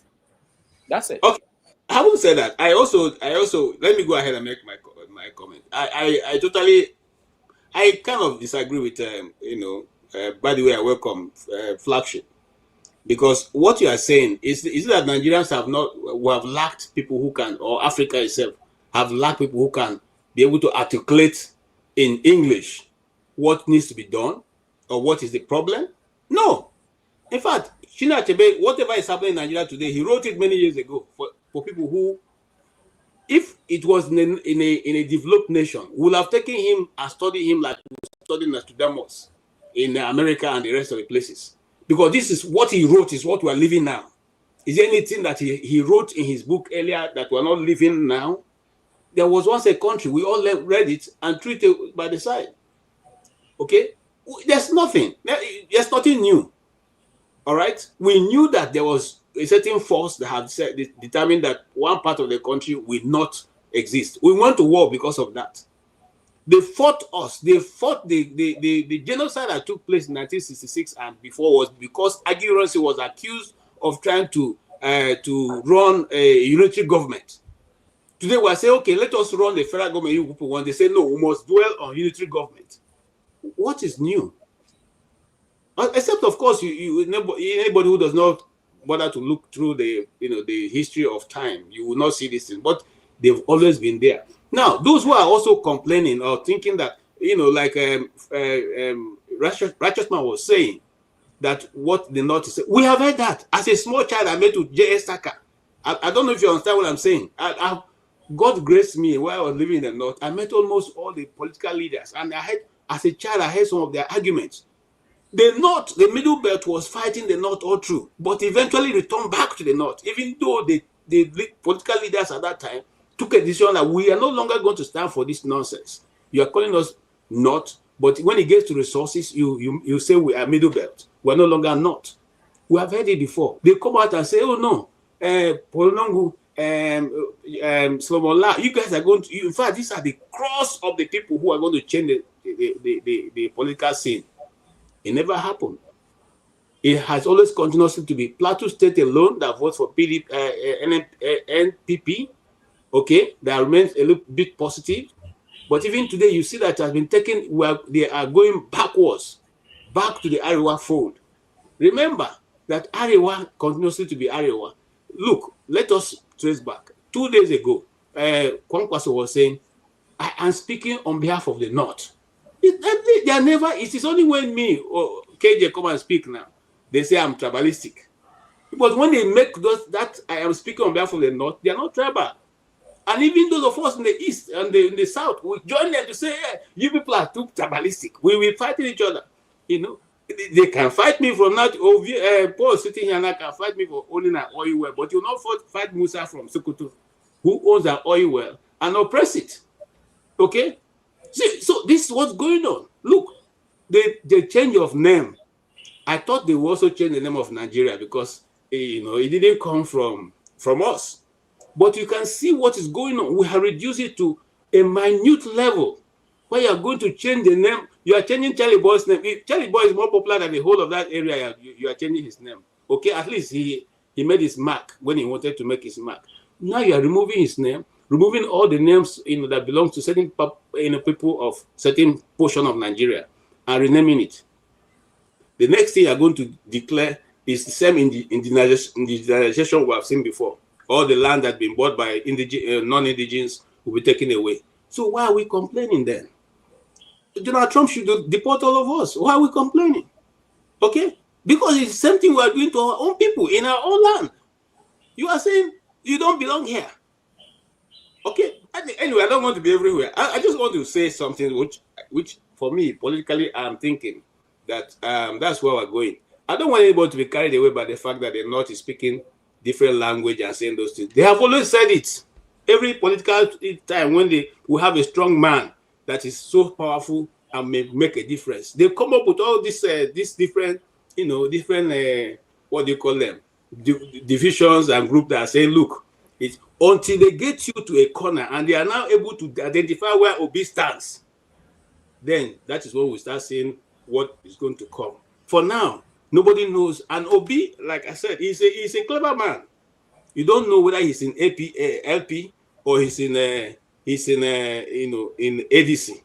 So right now, now PDP, led by someone that I respect so much, Jerry Ghana, have now made an offer. We are calling you to come. We'll give you ticket. All this is to find out. They are trying to weigh you. See your strong men. See your move. Then they can devise a way to checkmate you. So far, I'm happy they've not been able to read where he's going politically. He's also playing the chess the same way. And I pray that he continue to play that chess till the end of time, which means that till he gets to 2026 towards 2027, let him not show his card. That's how this game will be won. But whether we are going to now, they are going to make people who will now get up and say, no, Obi must be there. My dear brother, leave it. I have fought those things before. I almost lost my life. Nobody will follow you. Just like somebody was saying, if you end, nobody will come ask question, say, what happened to this KJ? Instead, people you are fighting along with will say, hey, we stuck him now. Now, this guy, very stupid guy. We talk. I think it don't finish now. Nobody say it don't finish now. That is what we have seen. And it's not going to change. I'm telling you the truth. See, this very dark man that is talking now, tomorrow when they capture him, pium, carry and go DSS dungeon. Now we, same Nigeria, go say, and I'm happy the guy have already known, he said that much. He knows that he's fighting alone. So he's not waiting for anybody. Once you have made up your mind, just like Nnamdi Kanu made up his mind to fight, forget nobody's following you. If you win, you win. If you lose, it is you and your family that will suffer the consequence. Akpabio's strategy, and I like Akpabio's strategy, and I want to say two things that I'll end there, so I'm taking a bit of time. Akpabio and Wike, they are playing the same kind of game, but different style. Let nobody be deceived. Akpabio knows why he's doing what he's doing. See, Akpabio has two big yam roasting the fire. You see, Tinubu can take him down. All right? But he has to position himself in such a way that if you take him down, you are going down. The same thing that this man in FCT is doing. In fact, Wike is a very intelligent politician. He may not be a good guy, but he's intelligent. The land he's selling, he's not only selling to himself, he's selling to himself. He's also selling to the man who's at the top. And he's telling him what? This is the money we need to hold because we need to have a lot of money for 2027. Hausa get proverb. Person when they pack honey must lick in hand. So if he's doing all this for Tinubu, do you think he himself shouldn't lick his hand as he's packing the honey? So these people are playing also a political scenario that will not take them out when eventually they run out of ideas or when the system decides that it is time for them to go. So what Wike is doing, what Akpabio is doing, is what they are doing also to preserve themselves. You see, if you look at maybe we'll get to the time we'll talk about Senator Natasha's moves and what it's intended. But you see, what you are seeing is a basic Nigerian political scenario, and these people have become masters of it. The same thing they've been doing to them, that's what they're also doing back to the people, the system. Thank you. All right. Thank you, KJ. Let me see. Flagship, you have something to add or react to that before we change topic? Well, yeah, I was going to say to KJ, while I appreciate your response, I think that the one thing we lack as Nigerians is follow through. Just like we're not good with management. We're very good and stand in an excellent position when it comes to startups. But how to follow through with what we start up or manage it after it gets started is our biggest challenge in Nigeria. And that's one area that we need to really spend time on to figure ourselves out in order to get us out of where we are now. You apportion some level of intelligence to what Wike and Akpabio are doing now. I see it differently. It may look like they are smart and intelligent in the sense that they are, it's kind of like chop, make a chop, or I pack for you, I also get for myself. The same thing could be said of Emefiele when he was in office. He did all what he did for the guy who asked him to do it. But today, he's paying the price now that another sheriff is in town. The same could happen for Wike and Akpabio tomorrow. The point I'm trying to make is this. All of these people in government that are doing whatever they are doing for themselves, the whole process is devoid of the inclusion of the people. And when you do not include the people in every one of these strategies that they put together, it only ends up in one place. It collapses after they get out and they fizzle away, including their names. Buhari is gone today. I bet you in the next 12 months, there's going to be little or nothing that will be said about him. So Wike and Akpabio, the strategy they are playing now is just for their bellies only. There's nothing futuristic in it. But if they include the people in it, it stands a chance to stay and outlive them with time. So I really don't think that it's smart. It's just a temporal move just to gratify themselves. Again, I go back to the Kenyans, the gentleman from Kenya, his speech. The Kenyans have shown Africa, the young people in Africa, what it means to confront these monsters that we have in our political offices. And they have done well to demonstrate it. And they have really challenged their government. If Nigeria, Ghana, Gambia, and the rest of them that are dealing with this oppression would stand up like the Kenyans are doing, I think Africa, maybe from the western part, stands a great chance to enact that revolution that we all crave to get us to be at the same table as those in the West and have meaningful conversation with reference to progress and good life for all of mankind in the continent of Africa. Thank you. All right. Thank you so much. Rudolph, if you can give me 1 minute or 2 minutes. I wanted to go on break. Okay, go ahead, because we have to take a break. Go ahead. Okay. What I wanted to say is, irrespective of what KJ said about Mr. Tito, sometimes I keep telling people, I want to, agree with KJ. We are going to play this chase till 2026, because sometimes most of us who claim to be analysts and supporters and Mr. Peter Obi, we begin to advise Mr. Peter Obi. Somebody like me who has not even contested a councillor election will be advising Mr. Peter Obi about Nigerian political scene. So what am I trying to say? He has been in the corporate world. He has been a multi-billion businessman. He has been a politician. He has been a governor for 8 years, vice presidential candidate, now presidential candidate. So sometimes emotions of people are too high. But I'm happy that KJ made this comment, because that's why sometimes I said, if you want to follow Mr. Peter Obi, follow him. Because all this chess game didn't just start yesterday. This chess game started after 2023 election. So we are going to play this chess game till 2026, right?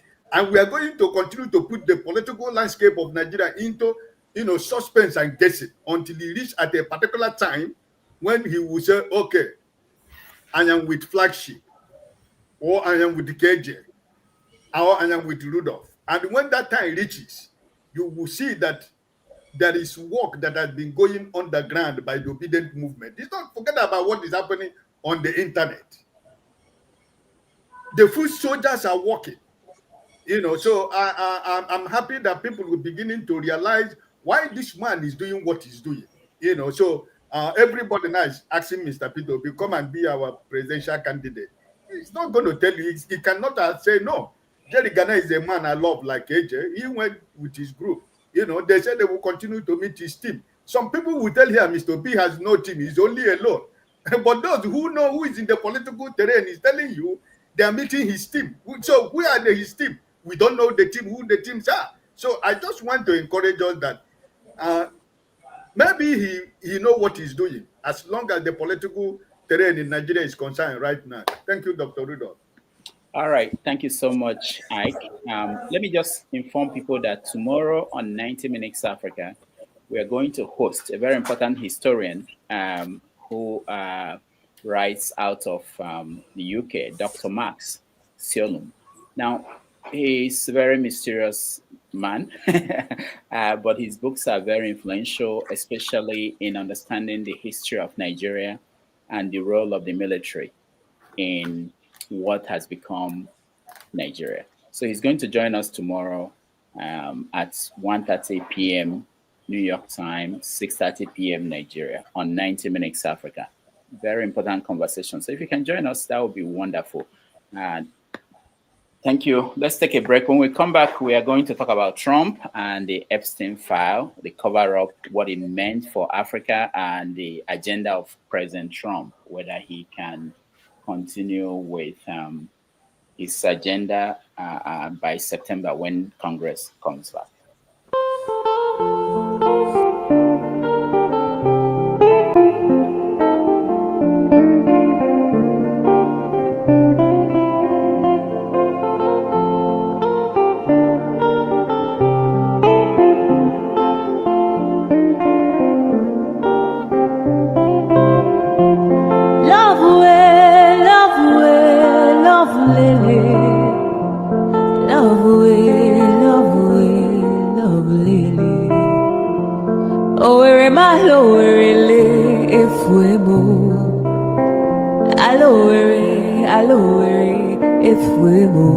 I am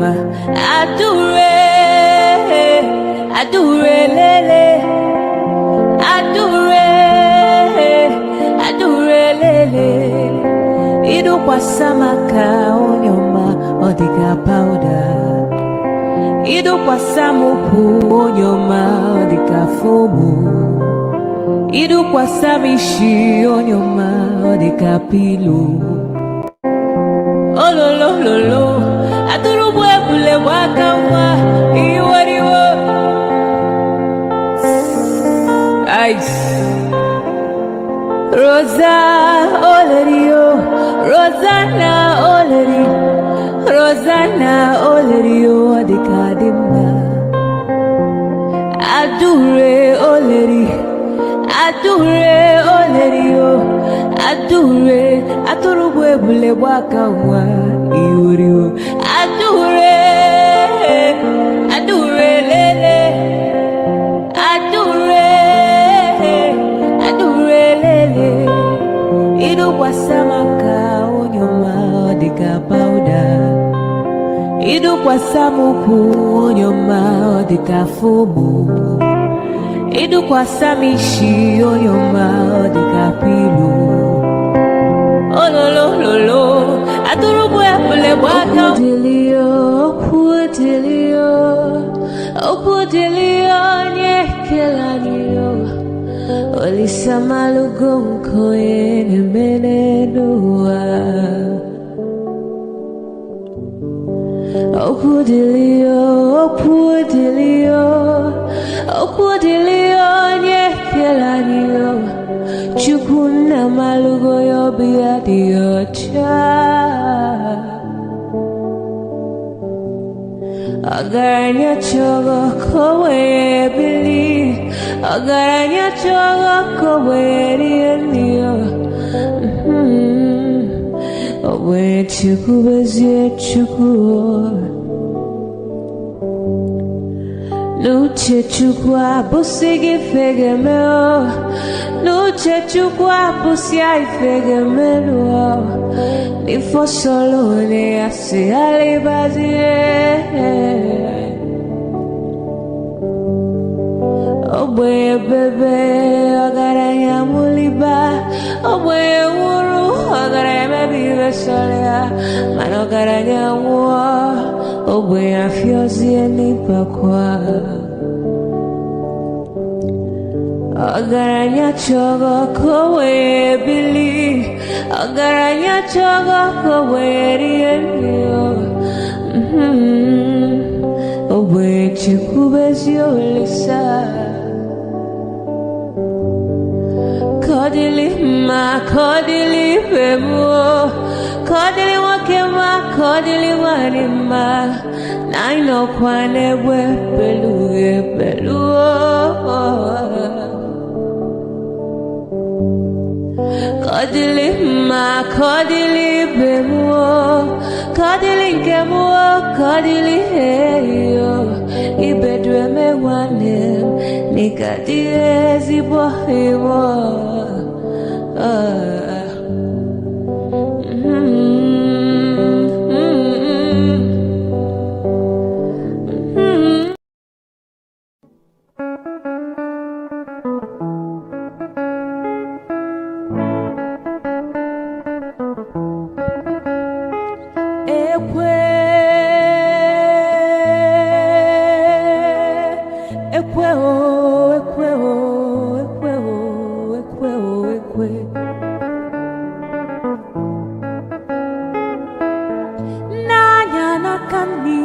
Wewe kona bia nanya na kebe ne wewe kona bia ebem jelu weje gwanu mi femgeme omo agbatalu gwanu mi femgeme ejim gubo ejim.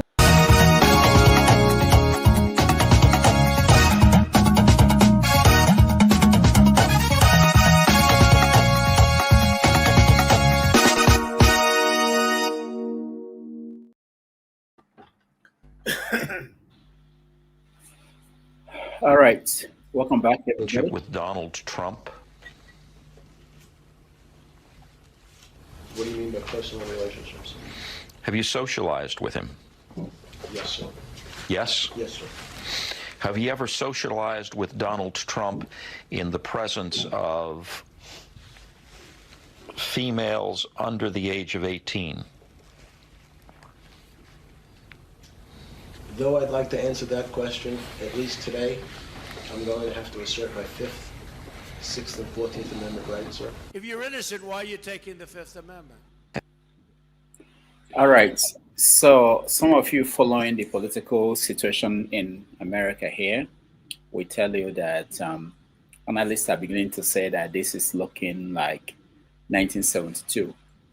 Not even Clinton, not even first Trump. The kind of crisis that this is looking like something that the cover-up may be more than the crime. We don't know what will happen. The House of Assembly, House of Rep, they've gone on recess and will be back in 2 months. And they'll be back in 2 months, and then we will know whether they are going to continue with this investigation.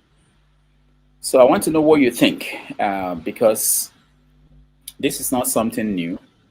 We are surprised, most analysts are surprised by the reaction of Trump to all these stories, because it was obvious that he couldn't really stop being connected to this story. Why was he saying that he had nothing to do with it, or his name was not mentioned in the files and things like that? That's a classic rookie mistake that most politicians of today, they don't make that kind of mistake anymore. But anyway, let's hear from, I'm waiting for, my people are not here. I really want to hear from people who supported Trump, to know whether they are surprised at the level of sophistication of his presidency dealing with a major crisis like this. Mr. James. Frankly speaking, I don't follow American stories. Kindly skip you. Yeah, certainly. I'm not used to. I'm not concerned with African affairs. But let me ask you, because it has implications beyond America. In Gambia, is it not in the news in the Gambia? I cannot say, because I don't interact with members of the public because of the nature of work I do. I'm talking about the newspaper. Don't they have newspapers? Is it not all news on TV? Don't they mention America? I don't read their newspapers, because all the news in their newspapers are still news. The country is so tiny. Whatever is happening at one end of the country, it's just a matter of 1 hour, you hear it at the other end. So they publish still news. That's why the newspaper business is not moving well. And the social media has made things very bad for the traditional newspapers. So, and because of the way I live, due to the nature of my work, I have very little to do with them in town. They're from my home at 6:30 a.m. or thereabout. I come to my place of work and I return around 8 p.m. in the night. When I leave here now, I'm going back home. So that is how I live in the country. Okay. All right. Thank you. Thank you so much. Yeah, thank you. Let's go to KJ. Yeah, KJ, you just spoke recently. Let me let me bring people, other people in before you. I know you're there, Paul. Yes, Paul, because I know in Arizona you voted for who was that? Third party candidate. Yeah, I voted for Dr. G. Stein. Okay, yeah, because you were angry with the Democrats. Yeah, me and my daughter, we voted for Dr. G. Stein. Okay. So how market? Well, market is going and every other thing. Market is going. We've seen Trump is not a populist like Trump tried to trick the American people, and slowly is failing. Like, if I would deviate a little bit, you see the big, beautiful bills and every other thing. All the things that they put there, the little thing like overtime, overtime is short term, is only for 3 years. After 2028, it's going to fall out. You understand? The $2,000, they only increase it to $2,200. You understand? These are just trick things. This still is temporary, it's for only 3 years. So Trump tricked people with all those things. The elderly also is only $6,000 kind of for tax. You understand? After $6,000, they can tax you. You know, so these are all the trick thing and every other thing Trump play. But I'm so shocked when this is the Epstein thing. He played a rookie game and every other thing, and you know, it started with fight with the Elon Musk and every other thing. For me, I just think that the Republican, they've been saying it in many quarters. Good percentage of them, they are scared. And Trump have used this primary thing to threaten so many of his Republicans during the big, beautiful bill. So some of them too, behind the scene, they are also pushing. They are trying to gather this courage to say, I think let's overflow this thing. It's time for this man to go. You know, because the control is too much. And if they leave Trump like that, Democrats is at his weakest level.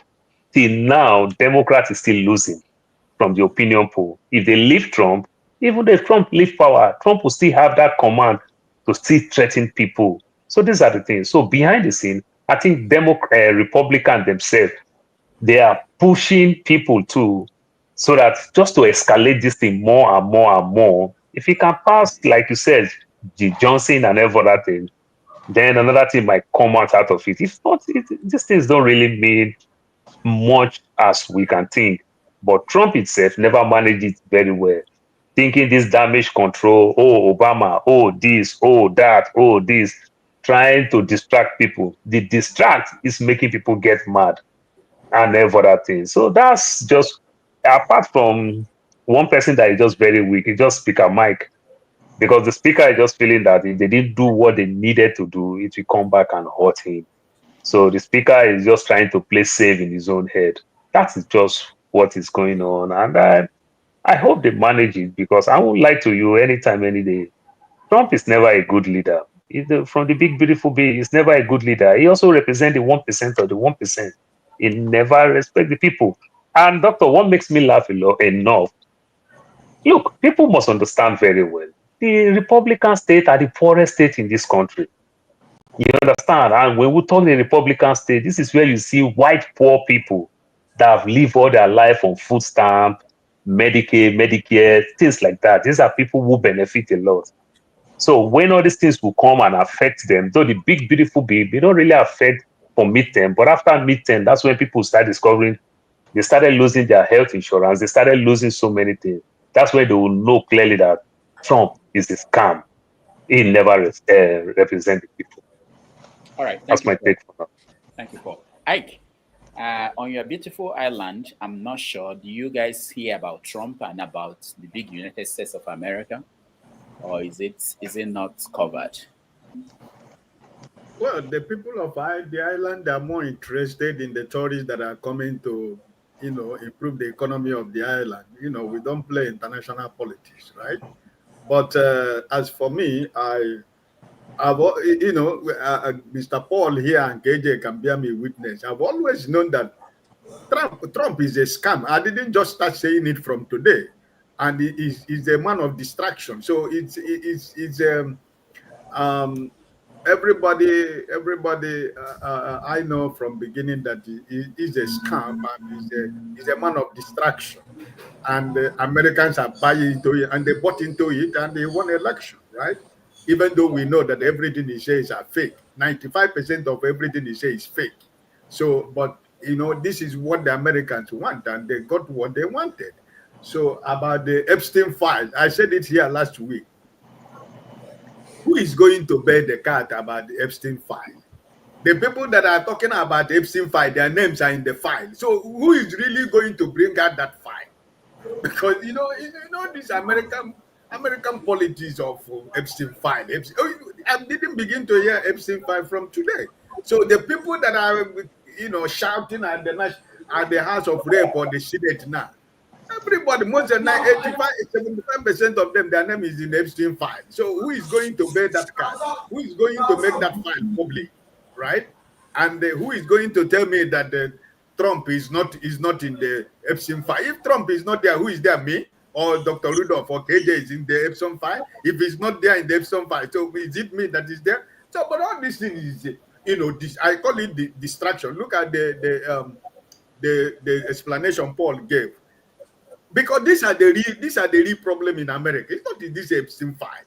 Because by the time the midterm come, like Paul was saying, I think like the greatest undoing what is going on in American politics right now is that the Democrats they have no liver. That is they don't have a future. They don't know where to run to. They don't know who to go to. So like Paul said, he is taking advantage of it. And you know what he did before he won the election? He threatened everybody. And whenever he threatens you, you are forced to do what you don't want to do. And at the end of the day, you go back to your constituency and they begin to spit at you. They begin to chase you away from speaking to the people. So at least my brother, Dr. Damages, you're a journalist, you and KJ, you know more than me. All these people that are talking about Epstein file, their names are there. Who is going to release it for us? Because I want it to be released. I want it to be released because if it is released, at least all of us can rest. We can actually know the people and what they did. But I am believing, I'm one of those people that believe that they will talk about this until midterm, until the other time we talk about it, and maybe Democrats will come again in power. They talk about the Epstein file. If they bring about the Epstein file again, they remember somebody of a Democrat who is his name is in the Epstein file. You will see somebody of another Democrat opposing the release of Epstein file. And another 4 years will go. So, you know, my brother, it's politics, right? All right. Thank you. Thank you. Thank you, Ike. KJ. Yeah, thank you so much. I will have pleaded the Fifth Amendment here, but I will. You can. It's not late. It's not late. Okay, I will perhaps just discuss at a very academic level. Here is what I see as an observer of politics for a long time. This file that we're looking for may not necessarily be available as a written file somewhere. It could be just an attendance list. You know, when you check into a hotel, you have somebody who takes care of who comes in and who goes out. It may just be that way. It's possible that just like Bro Ike have said, it has names of people we can never imagine. And if you have those names, both players also have their names in it. So it's not only going to do damage to the Republicans, it do damage to both Republicans and Democrats, and even the princes and kings and queens of this world. That's what I believe. And so the pressure on the man at the top of affairs now is not only coming from within, it's also coming from without, you know. And so pressure is coming, and to your ability to hold on to it and manage it is what is probably going to be a very, turning point in the political history of these files. Now, having said that, I also want to believe that it is not a distraction, but the issues of the Obama and all that, I have always known what is being said here now. I've always known that it was not real, but at that time we were discussing it, people didn't think it was so. So I'm not going to talk much about that because, like I said, much earlier when we started these discussions, that these are man-made stuff. Why it's coming at this point together with this one now is what beats me. But I like, people say you always bring in something quickly to try to divert attention. That's been the political maneuvers that since we know politics in the world. And so at the end of it, it's not going to be, we're not going to go get anywhere with it, But here is my own take as a watcher. I want to align myself with people like Joe Rogan, who is also on the fact that these things, whether they are just names of people who you got at the gate or not, release them. I want to align myself with people like Tucker Carlson, who are saying, no, you can't tell us that now there's nothing available. Those things have to be, one way or the other, be made public. I want to align myself with all those podcasters who were able to support the campaign and who are now saying, no, you promised this, so something has to come out. But to be fair also to him, he has said, okay, the ones that are available that we know that is available, which is the positions with the court, release that one Okay, let that be made available. But it's the judges now. Obama appointed judges. Wait. KJ, hold on. Because this is you are repeating right-wing propaganda out there. No. I'm not. Wait. You are saying that there's a file with the FBI. Okay, it's been there for a long time. Remember, Trump forgot that this whole thing started under him when he was president. That was when the guy was arrested. So the FBI, 2019. Yeah, headed by his own appointee, Trump's own appointee, they opened the file on this guy. Not yeah. So wait, let me finish. Okay. So they opened this file. They tried the man, sentenced the man. The file is there. It has everything about him. Now Trump promised that he was going to make the file public. Now Trump is saying, "Oh, go to the court and let the court release grand jury transcripts," which he knows that the court will not do. That's a minor part of the file. In the file are all these things you're talking about. Who flew in the plane? Who was there with him? The pictures taken in his island. Things like that. They're in the file. Trump can order them to be released today, and they will be released today. He doesn't have to go to the courts. So that you see, you are still reiterating what you are moving. No. What you did now is that to say that Trump told the courts to release something, which is a minor, less than 1% of 1%. What they take to the court to go? What FBI take to the court to go defend? Okay, let me explain it very well. It's like I have an issue now. I was tried in court, and there's a big file on me, and you have the right to release my file. You say no. Let's release what is. No, Rudolph. Let me even correct that. What Trump told the court to release are the grand jury minutes. I know. And the grand jury minutes, it's only the prosecution that goes before the grand jury and says whatever the hell they want to say. There's no defense. So it's not like he went to trial. All right. I hope this not you're not trying to the question of trying to kill a mockingbird. I have no part here. Okay, let it begin. Let it begin. That's where I am. It's for news media people. It's a lot of news. It's a circle that you want to dive into because every day you have something to say. Okay, so whether we like it or not, is something that every reporter, every newsman out there wants to jump at. So I will not be the one to take away their phone. We are waiting for it to go ahead. Let them kick it up. You think my father's name will be there? So what do I got to hide? I don't have nothing to hide. I'm one miserable guy from one eastern part of Nigeria. What do I have to hide from there? You see, there are many things I need to discuss and think about. I don't have any. No, I understand. I'm just saying. Go ahead. Please let them release whatever they can release out there. I have no interest to protect Rudolph. Look at me. This is all I have. I'm not even like you have to die tomorrow and think maybe my private planes will be out there. So people, no. I have no such thing. Okay, and I don't have any desire to own a private plane. That's me. I have KJ, don't deny. KJ, you don't deny now. KJ, you don't deny. And Bondi already told Trump since March of this year that your name is there. Ben Bondi already told Trump, advised Trump since March of this year that. That's speculation. No, forget that. That's speculation. Okay, it's speculation. I'm quoting, just like Rudolph said now, I'm quoting right-wing media. No, that's also left-wing media talk. So don't bring it up.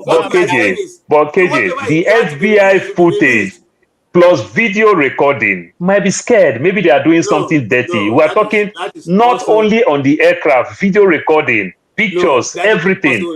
Trump know what he did there. All right. Let his left wing. All right. Let you see, there's something we say in theater.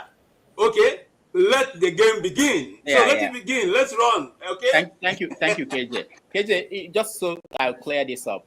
Wall Street Journal, the people that reported that Bondi told Trump in May, it's not a right-wing media. It's a conservative media. So Trump is now adding everybody. All the media now in the country, they're all left-wing media. It's conservative media. It's not left-wing. So. No. Rudolph, and for anybody who cares, if you want to know where I actually, I've given media that I listen to here. But one of the ones I hold very dear to which they bomb both sides, okay, is called Redacted. there are two CNN. They used to work at CNN, and now they are doing onto their own distance. So they are, for me, they are more fairer. They criticize both sides for anybody who cares to listen. And then if you go to Devon also have given us a platform where you can go. They report news both from the left and the right, and they try to tell you where they meet. They report, where they meet. So some of these things you can easily verify who's writing to what media. But for me, someone like Joe Rogan doesn't have anybody, he fears nobody. He says it the way it is. Whether I like it or not, that's his opinion. And I think he's a fairer guy for me if you want to judge. He doesn't. Are you not surprised that people like Tucker is saying that this thing must be released? KJ, your time is up. Oh, your time is up. Thank you. KJ, your time is up. Thank you, KJ. Igbo Basics, welcome to the show. Nice to have you back. We're talking about Trump and Doctor, please, first of all, Igbo Basic, good morning, sir. It's been a long time, sir. So Igbo Basics. So we're talking about Trump, what he's going through, and how that might impact his agenda, and how he might take some other actions to distract us. Because what is happening, we've seen it. We talked about Obama. They threw in the Obama thing to distract from the major issue. He might do other things. He might go to war. He might trigger anything he wants if it becomes serious. Because right now, the members of his own party are saying, we want this. This is the first time it has happened. When Clinton was in trouble, Democrats protected him. When Trump was in trouble the first time, Republicans protected him. But now they are saying we want this out, and Trump knows what's in there. He's afraid of that thing coming out, and he's trying to stop it. All right, Wayne, Igbo Basics. You're muted. We can't hear you.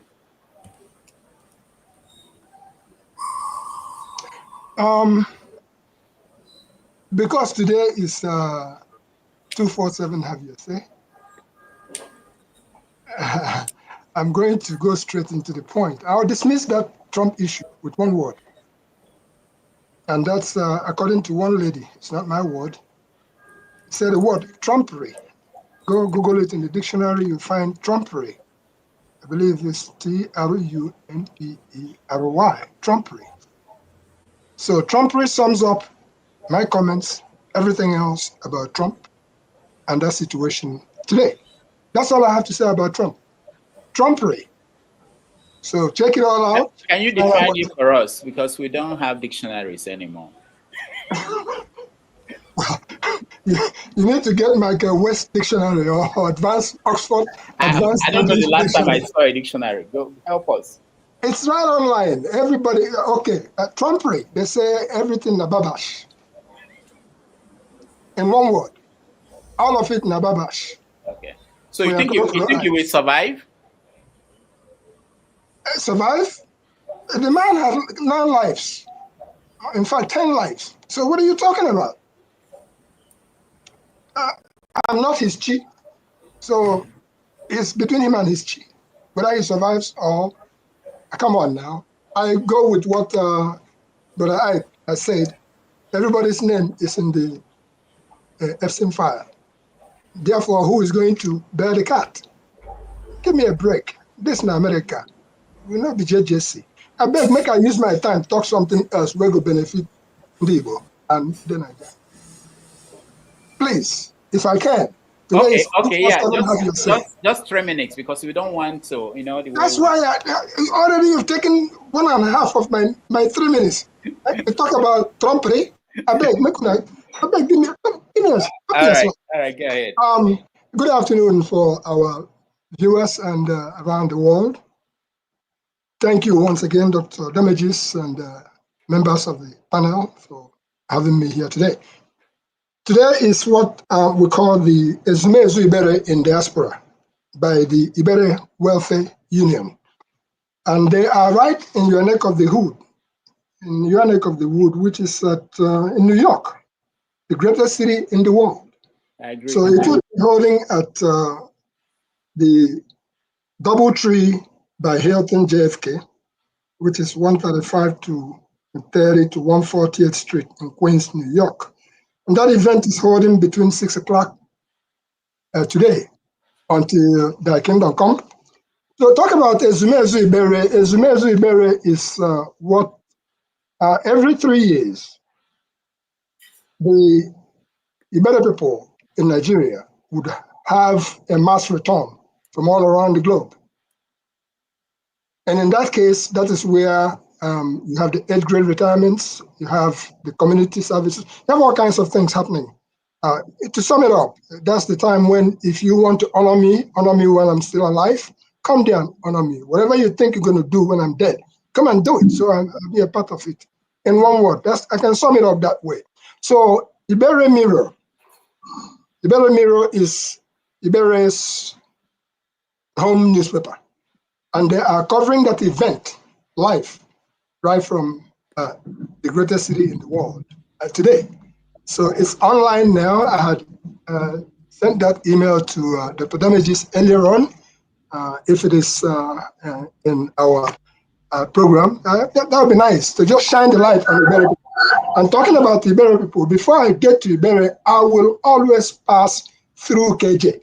So if KJ happen to stand by the rail line station at Uzuakole, and if I'm coming from Umuahia, I can't pass unless I have to come through Ikorekbena through Oron with permission from Gringori Akabogo, James Iroha. So that's the much I would have to say about what's going on. So Ibere people are celebrating today. And what happens is that every 3 years, since we hold that event in Ibere, the Ibere Welfare Union International would normally hold theirs off year. In other words, 1 year before the main Ezumezu. And today, this year is preceding the Ezumezu, which will take place in the year 2006. And I'm hoping to invite both Dr. Damages and everybody else down there. I have already retired, but we will be having a new age grade to also retire, which is the tradition in the area.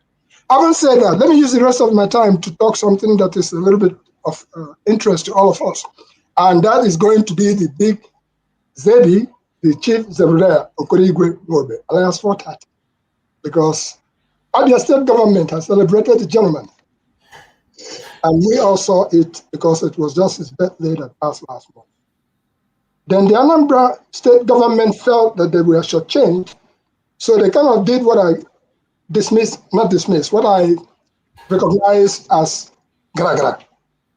They did gra-gra. So the economic out, so that it also be that we did. So Zebrudaya, he put out a book, which is a precursor to the main book we've been working on for many, many years. And that book is called A Journey on Stage by Chief Zebrudaya Okorigwe Nwobe, alias 430. That is the book that was presented at the event in Umuahia. Thanks to Governor Oti of Abia State, the Commissioner of Culture and Tourism and Extraordinary Economy, as they call it. We thank the Abia State government for having honored the man while he's still alive. So Anambra has also followed suit to do a little bit about it. And we are going to bring out the big one very, very soon. I won't say exactly when, but it's said and done. So to that effect, I am trying to use this opportunity to thank our audience for giving us the opportunity to continue to bring you some good news. And Dr. Damages, please keep up the good work. All right. For today. Thank you. I will see you at the Big Apple. If you want to see me, you can pass by at the LaGuardia Hotel. If you don't, I think I'm going to come to your neck of the wood and bring you some cola nut. I live far away, but do you have free food? Free food?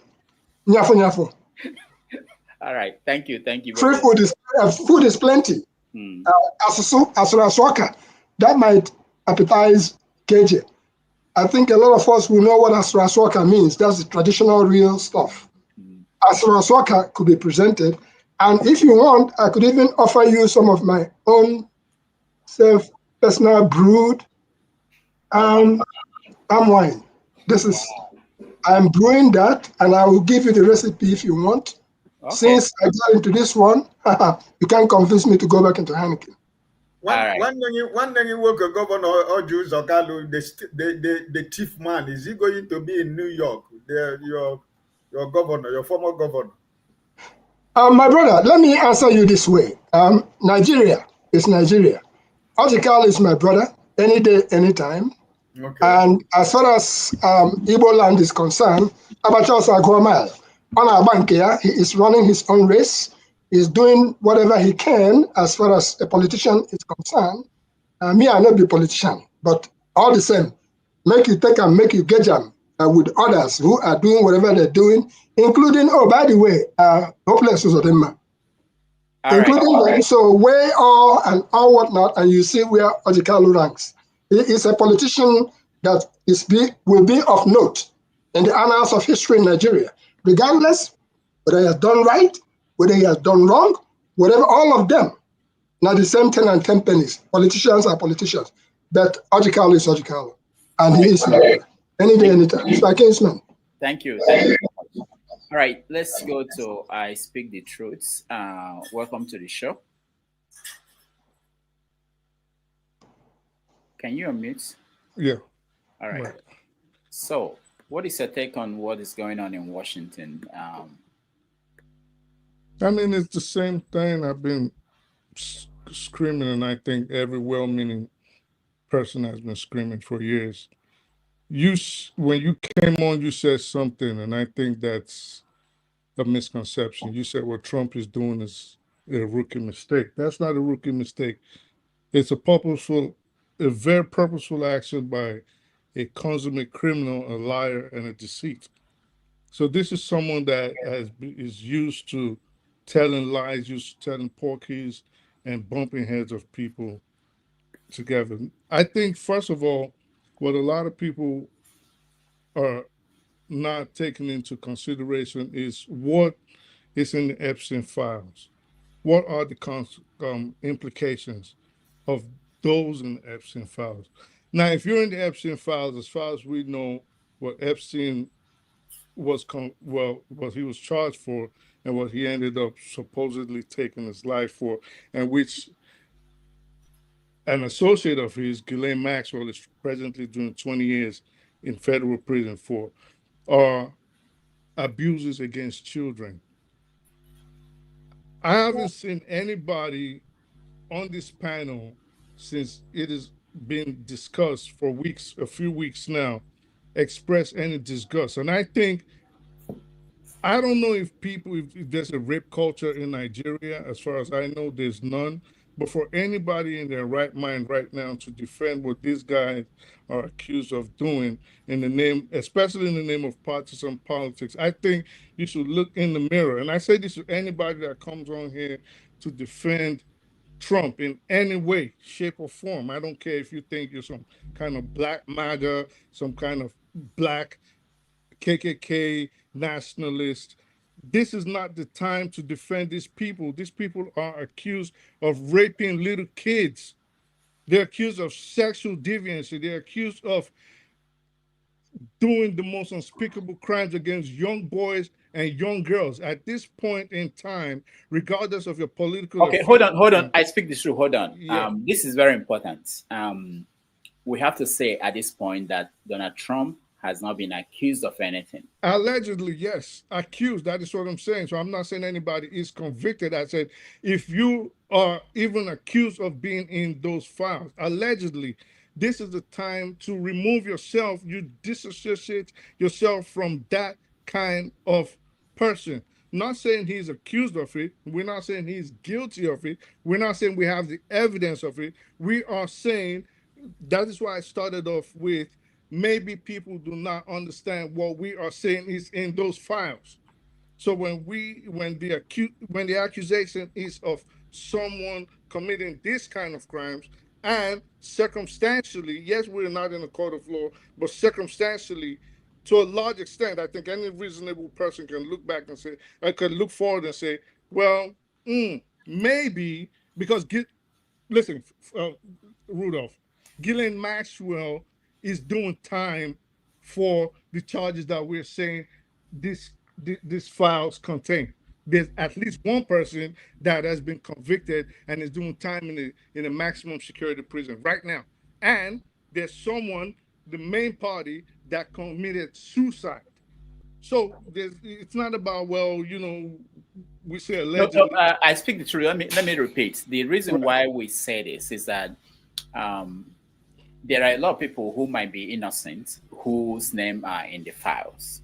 So, like people who could have been in one of those flights, who did not participate in whatever happened there. People who, so there's a reason why we say. But we don't know that yet. So that is why we. Yeah, but we're not going to accuse them, because if I had gone to a party with PDD, it doesn't mean I was part of Freaky Friday. Well, yeah, but if you were known to pee on Cassie, then definitely you were involved. So we're not saying anybody is guilty. We do not know. I don't have a crystal ball. I'm not privy to the files. All we're saying is the accusation right now is as disgusting as it can be, especially since someone has taken their own life and someone has been convicted. So these are very heinous crimes that people are being accused of. Now, moving on from that, what is the implication of people being in these files? For one, I've already mentioned that. But for one, I also think, it'll loosen. Let me backtrack a little bit. How did these files come into play? Well, one of the suppositions is that the Mossad, the Israeli intelligence agency, was using this as a blackmail issue. And how did they come to that effect? Well, there's been evidence that Epstein had very close ties with the Israeli Mossad and the Shin Bet, and also to the CIA. So what we are supposing right now is, as I would assume is that these files were compiled with the actions of the people and what they carried on the island to blackmail influential people in the United States.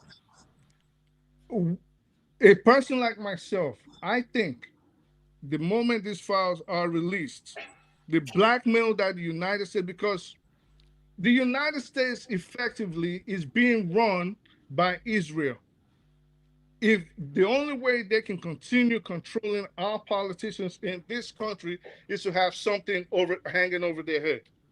The moment those files are released and everybody is exposed, and people are going to get dragged on both sides of the aisle, Democrats, Republican, conservative, leftist, wherever, if you participated in whatever you're accused of on Epstein, you will get dragged. So we're saying, at the very least, this will loosen the hold that Israel has on the United States.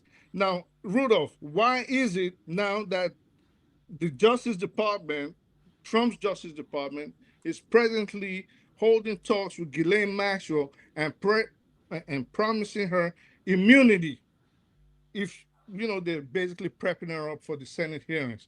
Also, Pam Bondi has 1,000 FBI agents working around the clock, 24/7.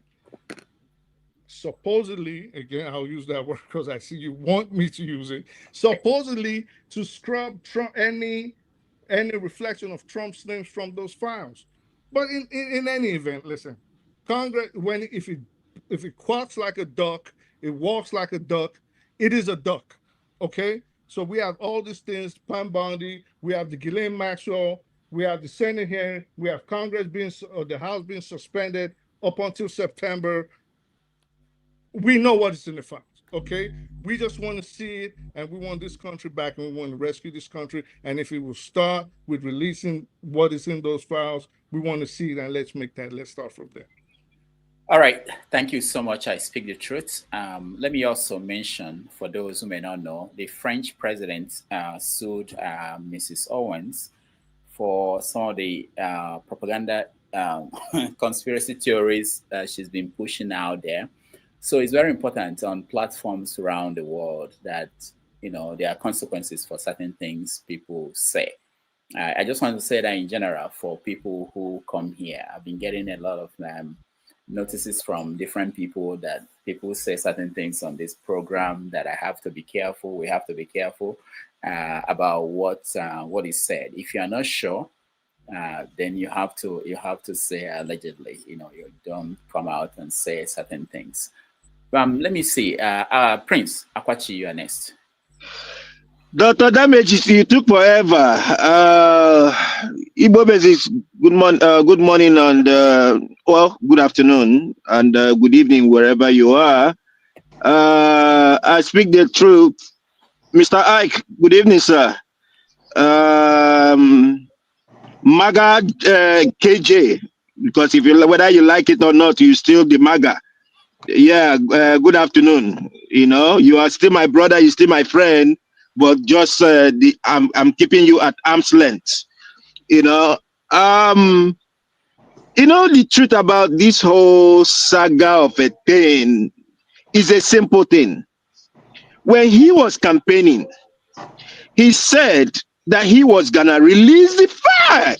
The file is already out. It's already out.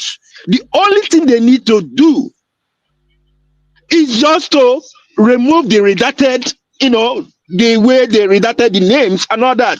Just open it up. So what is it that is so hard? But he wants to play along and talk about how Martin Luther King slept with how many women, how JFK is having mistresses here and there, and it's been targeted by some other people, and then trying to bring Obama will rubbish him. If he thinks he's gonna bring that thing with Obama will rubbish him, whether he likes it or not. The rating of Obama beats him more than any other thing. I've been waiting for all the people, our friends here. It's not too hard. It's not rocket science. Everybody makes mistakes. Just simple said, we made mistake or we misread that man. That's all. And we will leave you alone. We know you are not Trump. Trump will always be Trump.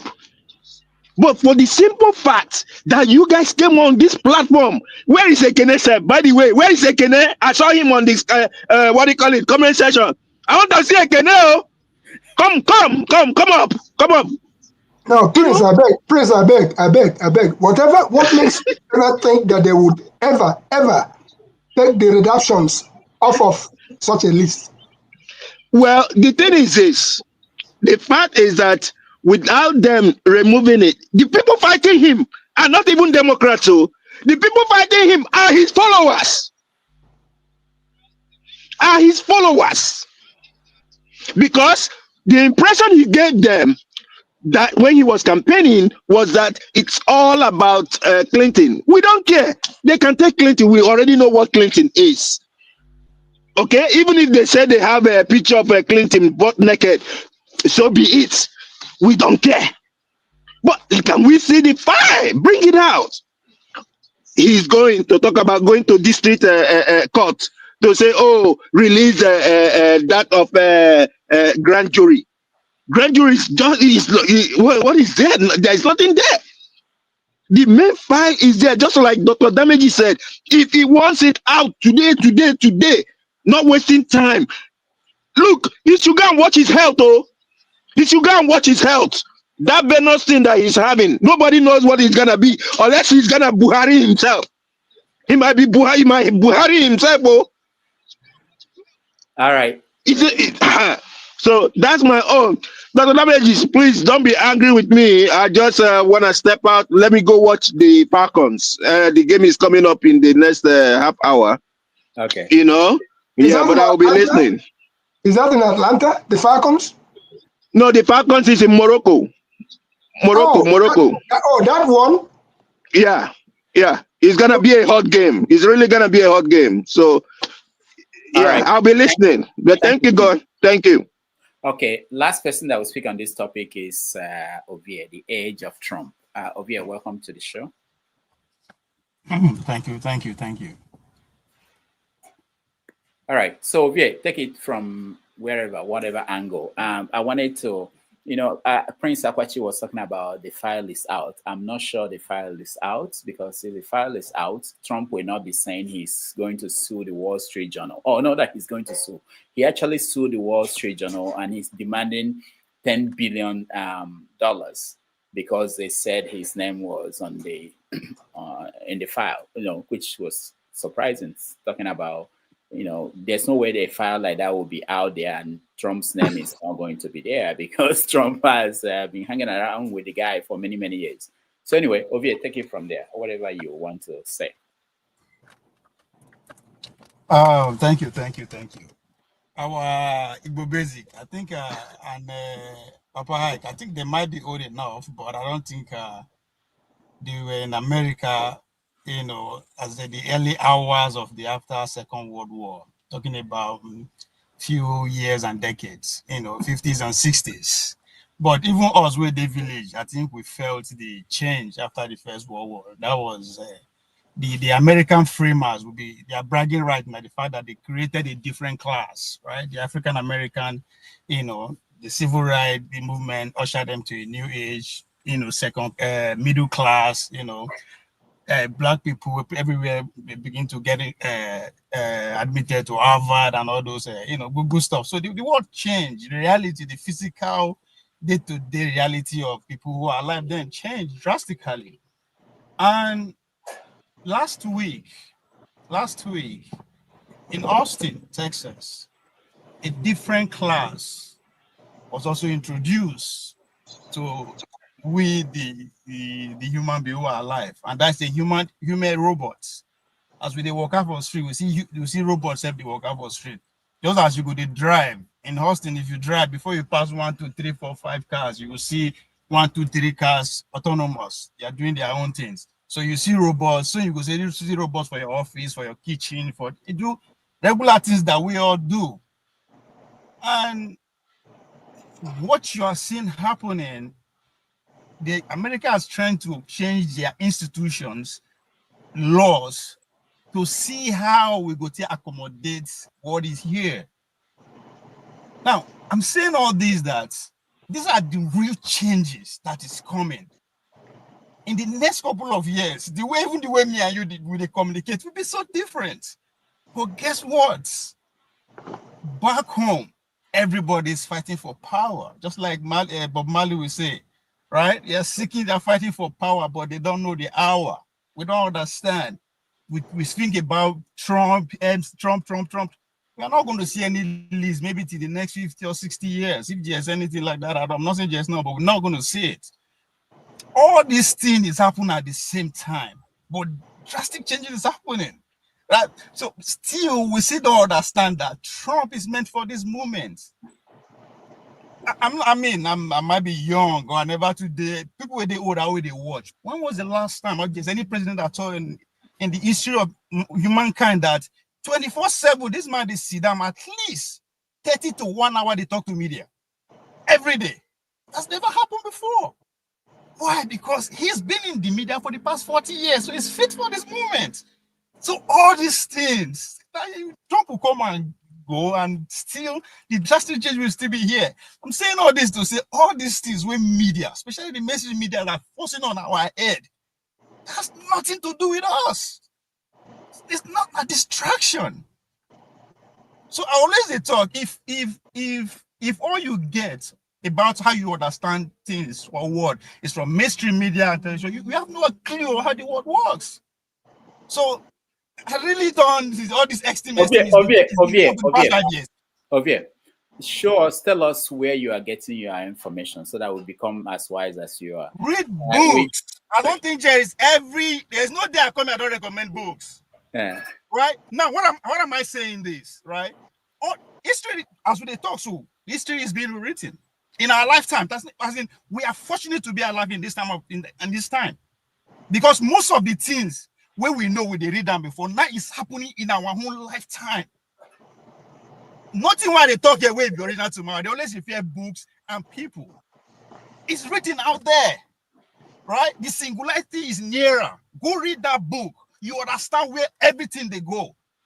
So Trump, Epstein file, don't they go on for the past 5 years?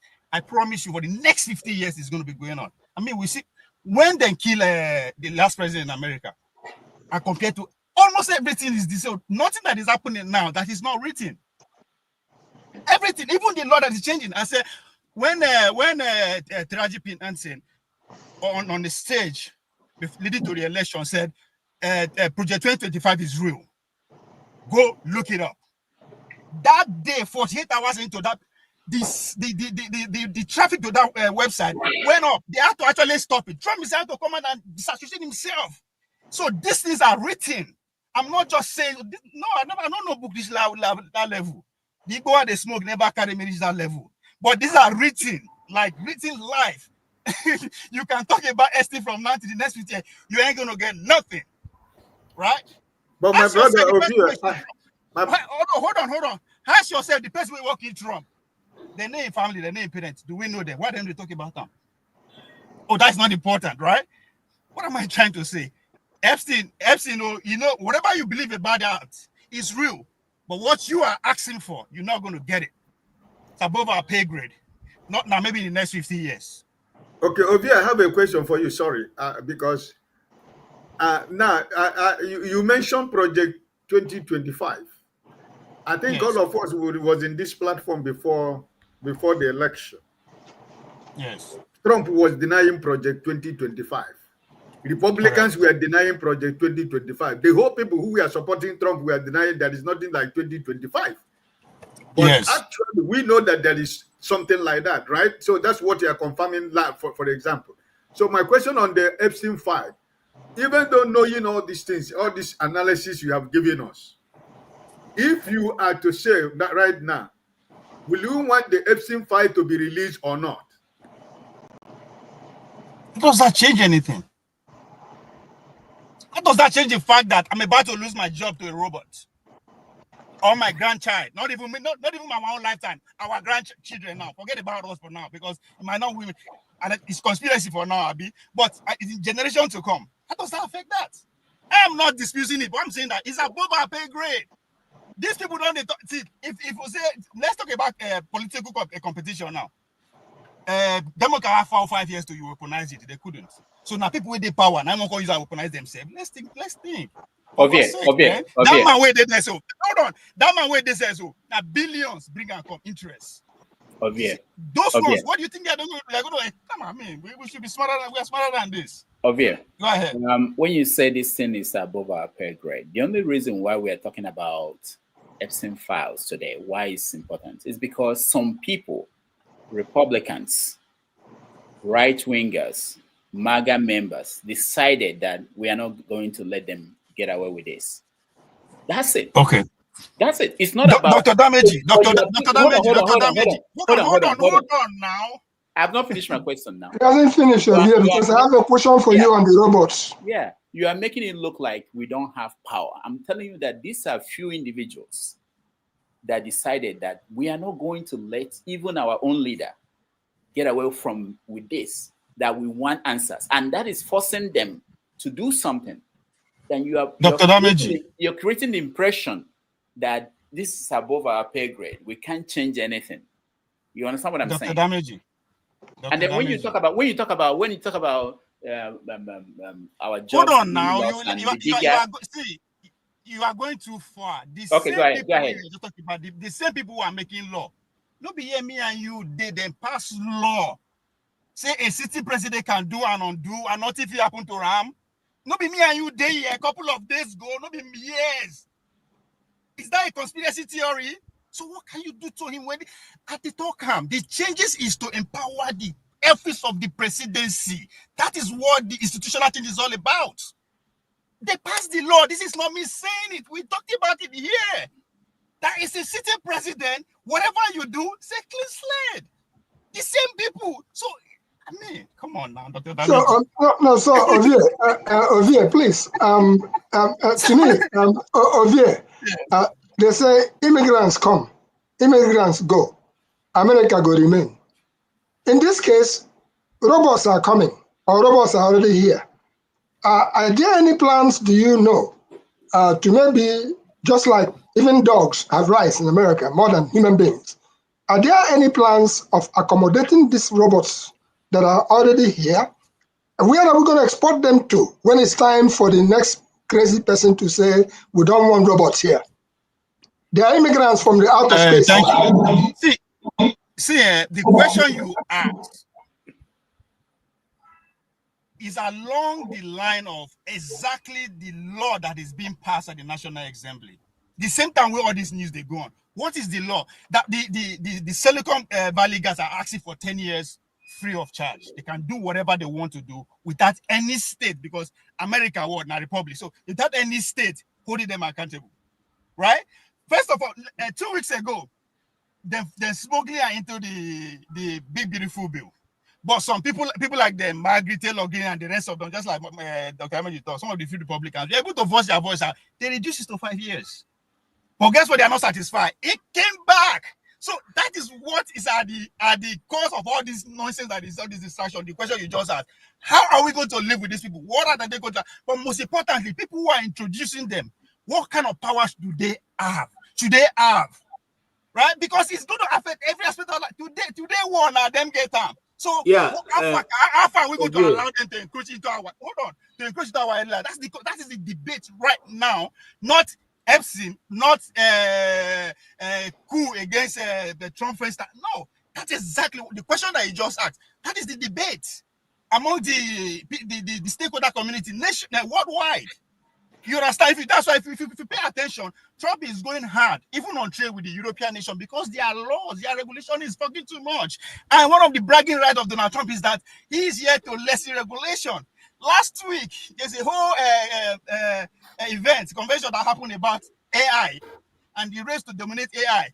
Listen to each speech from Donald Trump to the last one of them. How we have to win this race by any necessary. Now, if here they always tell, did they say this one way they thought say Russia, this one go win, this one go win. You are preparing the ground for what the few people want. As soon as the general people of the public buy into the idea, they will go to war. So that's exactly what they are doing now. We must win the race, we must win the race, we must win the race, we must win the race. Even though they are winning the race, but we must win the race. Why? More money, more power, more power, more power. So all those things, these are the real things that is going on, the real debate, not what's the mainstream media. Just like I think it's sorry, Gobis, I think it's Gobis that I said that people who are in that list now don't get the media. People will get the media. They're on that list. We have to go. Thank you. We have less than 20 minutes. I've been raising mine for a bit now. I just want to say. No, hold on. I see Flagship is here to weigh in on this topic, but I was waiting for Flagship. I'll give him 2 minutes. I want to know his opinion, whether anything has changed, whether he's disappointed or he's impressed by how Trump is. When Trump did not remember that he was the one that appointed Powell as the Treasury Fed. He did remember.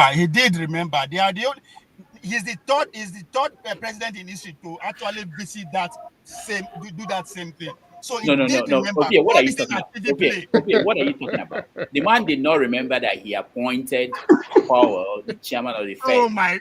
Are you serious? Like you really you go buy that one? You actually buy it? Okay, let me find the video. Hold on, okay, keep quiet. Let me find you. No be video you did. No, I'm saying. I am not saying did not said it. What are you saying then? Did you smoke before coming here today? That he did. Hold on. You say he did. Hold on now. That is what played out. That's what they showed us. I am asking you as a grown rational man, do you believe that? It's a question. If you believe that, fine. Is that what played out? Yes, but did you believe it? It's a question. I beg, Flagship is here. Do you believe that he actually forgot? I'm not saying. Okay. I wanted us to do a rant after Flagship, but Flagship, hold on, okay, because I want the people watching to also have an opportunity to see this. I don't know whether Ovie comes here sometimes. You don't want to believe what you are hearing, and you want to. I was surprised he was appointed. I was surprised, frankly, that Biden put him in and extended him, but they did. It is my pleasure and my honor to announce my nomination of Jerome Powell to be the next chairman of the Federal Reserve. Congratulations, Jim. It's just. All right. So Via wants us not to believe what we're No. So, see, Dr. Dameji, Dr. Dameji. How do I believe what you are saying, then, Obie? If I'm not going to believe. Let's have an adult. Hold on, Dr. Dameji. Let's have an adult conversation. We are adult here. That's what played out. I'm saying I can hear it. I'm asking you, as a rational grown man, do you believe that he actually forgot? That's it. That's what I'm asking. Ovie, please. A hunter does not say everything he sees in the bush. Flagship is here. Flagship, right. I know they say that what they Okay, thank you very much. Do you believe it? Very simple thing.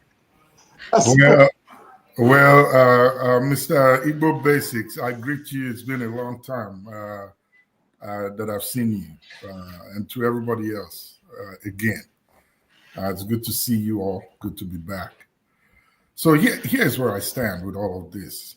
My focus and concern, as it is right now, is on what is truly going on in our communities, our societies, our nations, and how it affects us today and our children that we have and their tomorrow.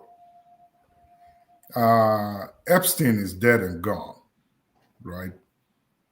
Everything he did while he was here, everybody that is raising dust about all of those activities, we're all aware of it, number one, in the past when it happened. Nobody said nothing at that time. And interests are not being met or pleased, so they want to make mountains out of it.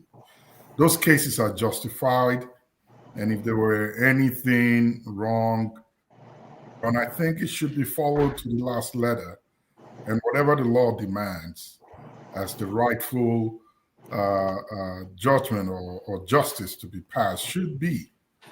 And whoever is found guilty should go down if that's what it means. But here's what I really see in this Epstein issue. There's a war in Israel going on, and the U.S. plays a major role in that war. America, as it is right now, is in the forefront of defending or supporting Israel.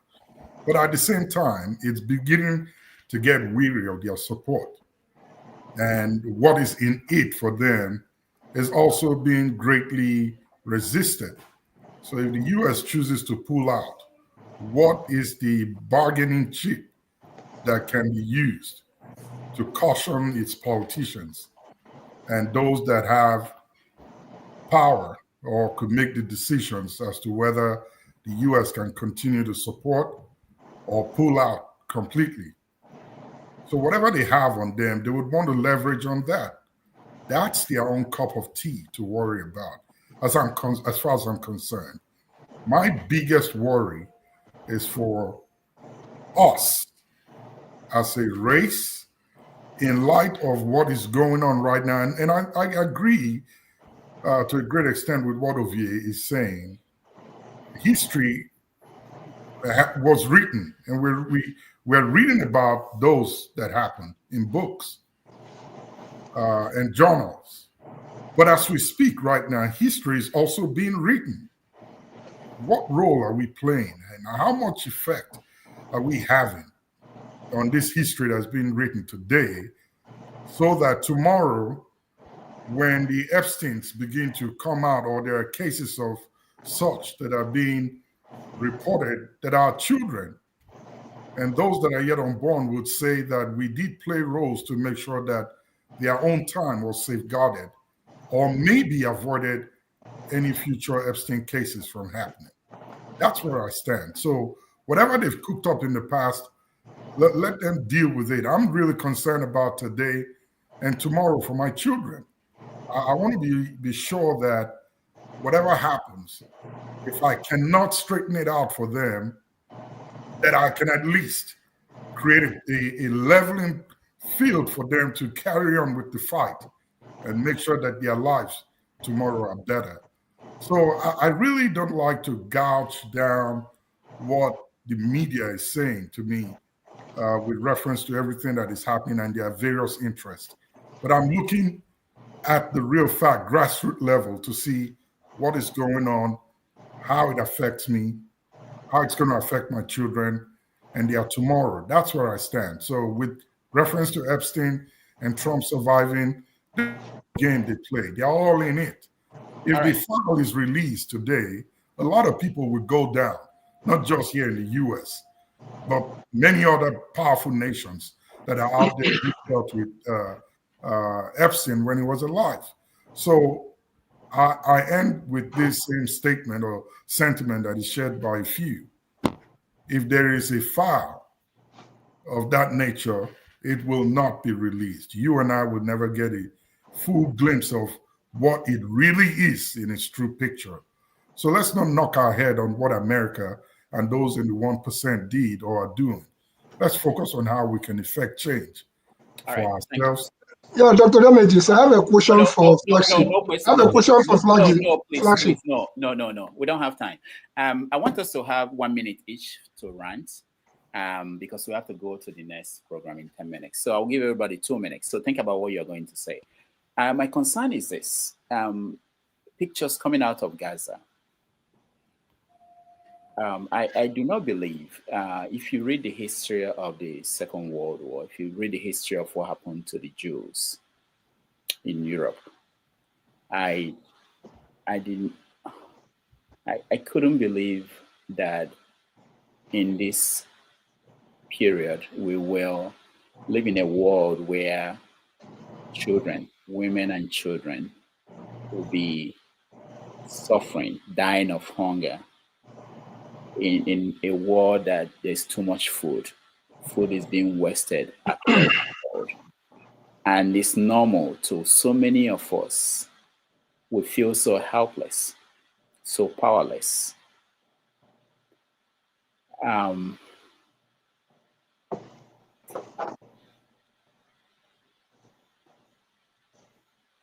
It doesn't even cross anybody's mind. And the problem is that we think this is happening far away. It's Gaza. They are Muslims. Some people will say they are whatever. They all hate the Western civilization. They all want to destroy Israel. And it's okay. It may not be okay tomorrow when it becomes our turn. And to say that people who went through this, and there are Jews who are speaking up, that this is not acceptable.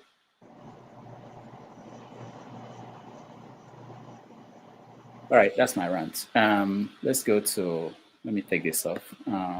Let's go to who is next. Let me see. KJ, start. Okay. Thank you, Dr. Rido, for hosting, and everyone present. You know, me, I've been specialist for videography and photos, so I don't want to interpret that picture. So I don't, I don't want to interpret it. But take your time and study pictures when they are posted. I want to put my mind in what is going on in Nigeria, and it is time for all of us to wake up. Let's wake up. The truth remains that the system that is set up there, we cannot surmount it if we don't come together. It does not matter who you think or what you think. The system that these guys have set up for themselves is not going to be easily surmounted by anybody, irrespective of how well, how smart, how equipped you are, because it's set up to keep them in the system, to keep their children in the system, to keep, and I speak for myself, to keep the East at exactly where they are. Because it does not make sense to me that the federal government is building another port in Lagos, and then Dangote is building another port in Ogun State. Meanwhile, Port Harcourt is there, Warri is there, Akwa Ibom is there. Cross River, that used to be the first capital of Nigeria, is there. All of these people do not have functioning ports. Meanwhile, the deepest part of Nigerian Ocean, where you don't even have to dredge it to allow ships to come in, is in this place I've mentioned. It doesn't worry anybody. It doesn't worry anybody. It's not a big deal. And if anybody talks, they say, oh, you people are just used to complaining. How then do you make development? Are we going to continuously to go around the system? We saw these things as a reason why we went to war. These things are still here, and we are older than the time we saw these things. What is the way forward? How else can we develop? Or do we keep going around the system, going around and around, and then hoping that a miracle will happen somewhere?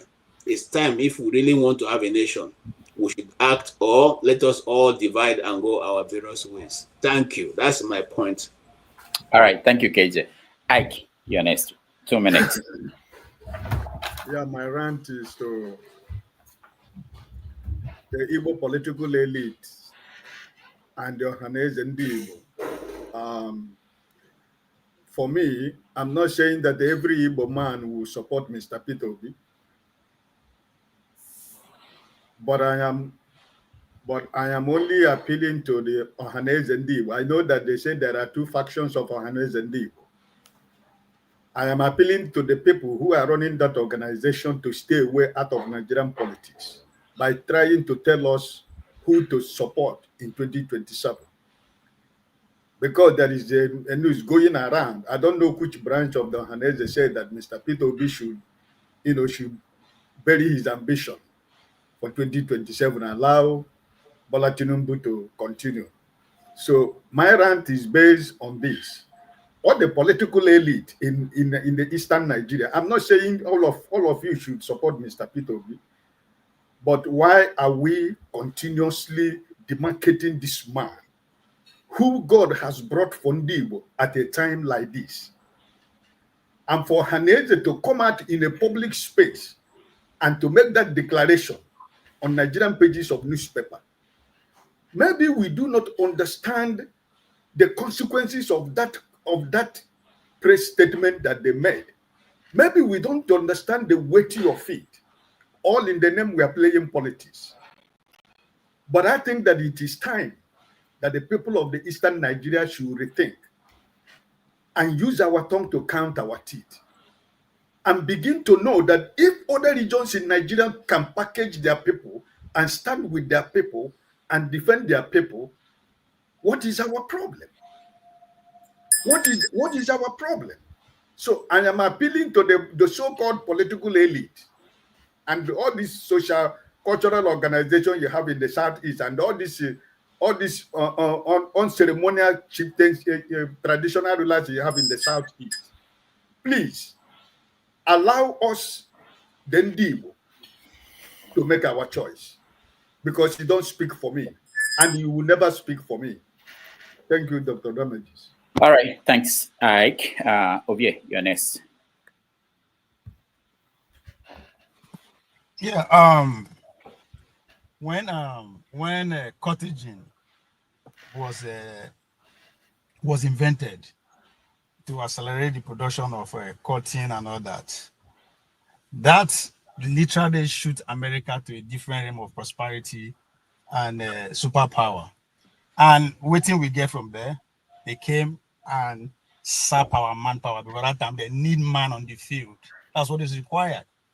The Atlantic slavery, the second coming again, which is the industrialization, the industrialization of the world. What do they need? They just need our resources. They don't need our muscle again. They just need our brain. They need to educate us to be obedient slave this time around. So they send you go school, awesome school, to fit in their words. The today plantation, which is factory, classroom, laboratory, and all that. Today, as we see it, your brains have no count. You cannot even compete with the common phone way we get. So physically, you are not needed. So what do they need? They need your attention. So if you don't hear the phrase, useless generation, that's what they are talking about. And God will bless us with all aspiration to be 500 million population, whatever figure they are counting by the next 50 years. Guess what? Where are the majority of those useless generations going to concentrate? We go enrich majority of them, because you will be seeing full-grown human. You are useless, regardless of how physically educated you are, because there are things that are better than you. Now, if we catch up, if we level up, not to be that, they don't wipe us out. But how long is it going to take?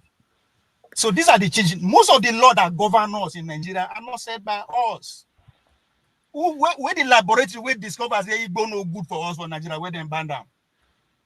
So in other words, laws that are being said by the superpower, they go force down on you, whether you like it or not. That's why we are where we are. So when we say we are not free, that's what we are talking about. The world as it is not divinely existed. Now laws and regulation, people ideas bring it to fruition. So Mogu did the fact that I won't be president, I won't be president of what? All right, thank you, Ovie. I speak the truth, you are next. Well, I think this is primarily for OVA, this first part, and the flagship, because they spoke about the importance of books and its influence basically on culture, world culture. And you asked a very pertinent question, you, Rudolph, and you asked Ovi, how does he consume or how does he get the news that dictates how he views things? And he said books. I think it's imperative to know that if they are still thinking of the traditional ways of gathering information and text for education in terms of history and books, that system is gradually becoming obsolete, meaning everybody on earth right now with a smartphone is basically becoming their own author and becoming their own historian. So we don't have to wait for decades or months for a book to be compiled before we can consume information. We can actually see, like what you just did with Gaza. You just showed an information that someone probably pasted on social media, and we have it. And if you remember earlier today, Mr. James was saying something, complaining about the newspaper industry in the Gambia where he's at, which to me was like, I just thought about it, like, oh, when was even the last time I held on to a newspaper? Maybe I go in the store, I say I want to wrap something, I grab a few newspapers. But now back to the Gaza issue. I wish KJ was on here because I wanted to see his face when I told him, or when I tell him that, you know, at some point you got to look in the mirror and admit to yourself who you really are. You look in the mirror and tell yourself, I am this heartless person that I'm looking at. And I looked in the comments, I see someone already used that term. And that was one of the terms I know that Eccentric has already used that term, honor. How can you look at Gaza with people starving today, and you see all the malnourished people, and 500,000 people have died in Gaza right now, and at least 1,000 people die every day of hunger. And you look at that picture and you come on here, and the first thing you tell us is, I am a photography expert. Basically insinuating without saying it that, oh, these pictures might have been doctored. Nobody in their right mind will say that. And this is why, for example, we want those Epstein files released. Rudolph, please give me a minute. And this is why we want the Epstein files released. And why do we want it to be released? America is supposedly the most conscientious government on the planet today. Under normal circumstances, the United States will not let what is happening in Gaza happen. But because these people have something over the heads of the U.S. congressmen, they let it happen. Even to the point that a wanted war criminal in Benjamin Netanyahu comes to Congress, and in an hour, the congressmen applaud him over 100 times when he should be locked up and sent to The Hague. So this is the reasons why we want something like the Epstein files released. And thank you. I speak the truth. Igbo Basics. 2 minutes, please. All right, since it's my time to rant, I will just go straight into what I wanted to speak with as flagship out of Atlanta. Since they say we had a column that we used to have in Igbo Basics when we were publishing regularly, and that word was out of the mouth of Dr. Moro Ene Ebeda. That column was titled Abiakola Hozo. They don't come again. In other words, whatever we're talking about, Abiakola Hozo. And in between the lines of Abiakola Hozo, I got to flagship to say the Igbo people of Igbo World Assembly, they happen to be in Atlanta. I believe you're in Atlanta, a place called the Igbo Landing, where over 500 Igbo people are drowned, and that was on the basis of, instead of remaining in slavery, that they would rather die and head back to where they came from. So the Igbo people are in that place, the Igbo Landing, this year, holding the annual Igbo World Festival of Culture and Arts. I know that Mazi Oke happened to be there. I have seen Charles Onyemba in that place. I have seen Dr. Nwachukwu Anakwenze, who was a former presidential candidate under PDP in the last dispensation, and a bunch of other people, and Zendi and Aderi. Well, they're all there. So I don't know whether you happen to have an idea that they're there. And even based on the fact that we pride ourselves as having so much, being captains of industry as Ndibo, and addressing Ndibo in this case, in which case a piece of property there in that Igbo Landing was being offered for $750,000. So it is almost like a challenge. And I'm asking, if Igbos have so much to give, at the end of this year's convention, if they are not able to pay, cash, 750,000 naira, not naira, dollars, for that piece of property, so that we can become owners in that particular place, then don't come next year to come talk about how our rights have been taken away. So did you see any of our people down there at Igbo Landing or in Atlanta? Were you aware that they were there? I'm not aware, but I'm very familiar with Attorney Charles Oyerimba. He's a great uncle and someone I really respect. I'll reach out to him and get some more information. That would be great. On that note, I will conclude my rant with my Ibere Ezumezu 2025, which is taking place in New York. And it reminds me, I'm just going to weave in one small craft into this. In the year 2005, this pen that I have in my hand, it was only 25 of this pen that was produced.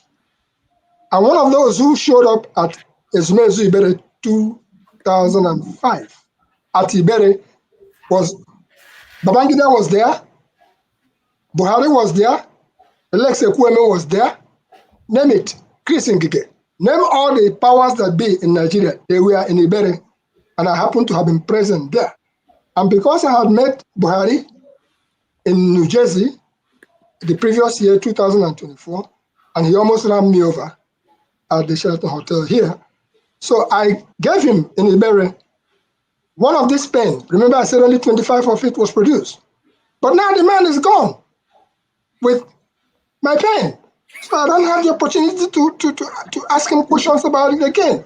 So what say you, Dr. Damages? How do I retrieve this pen?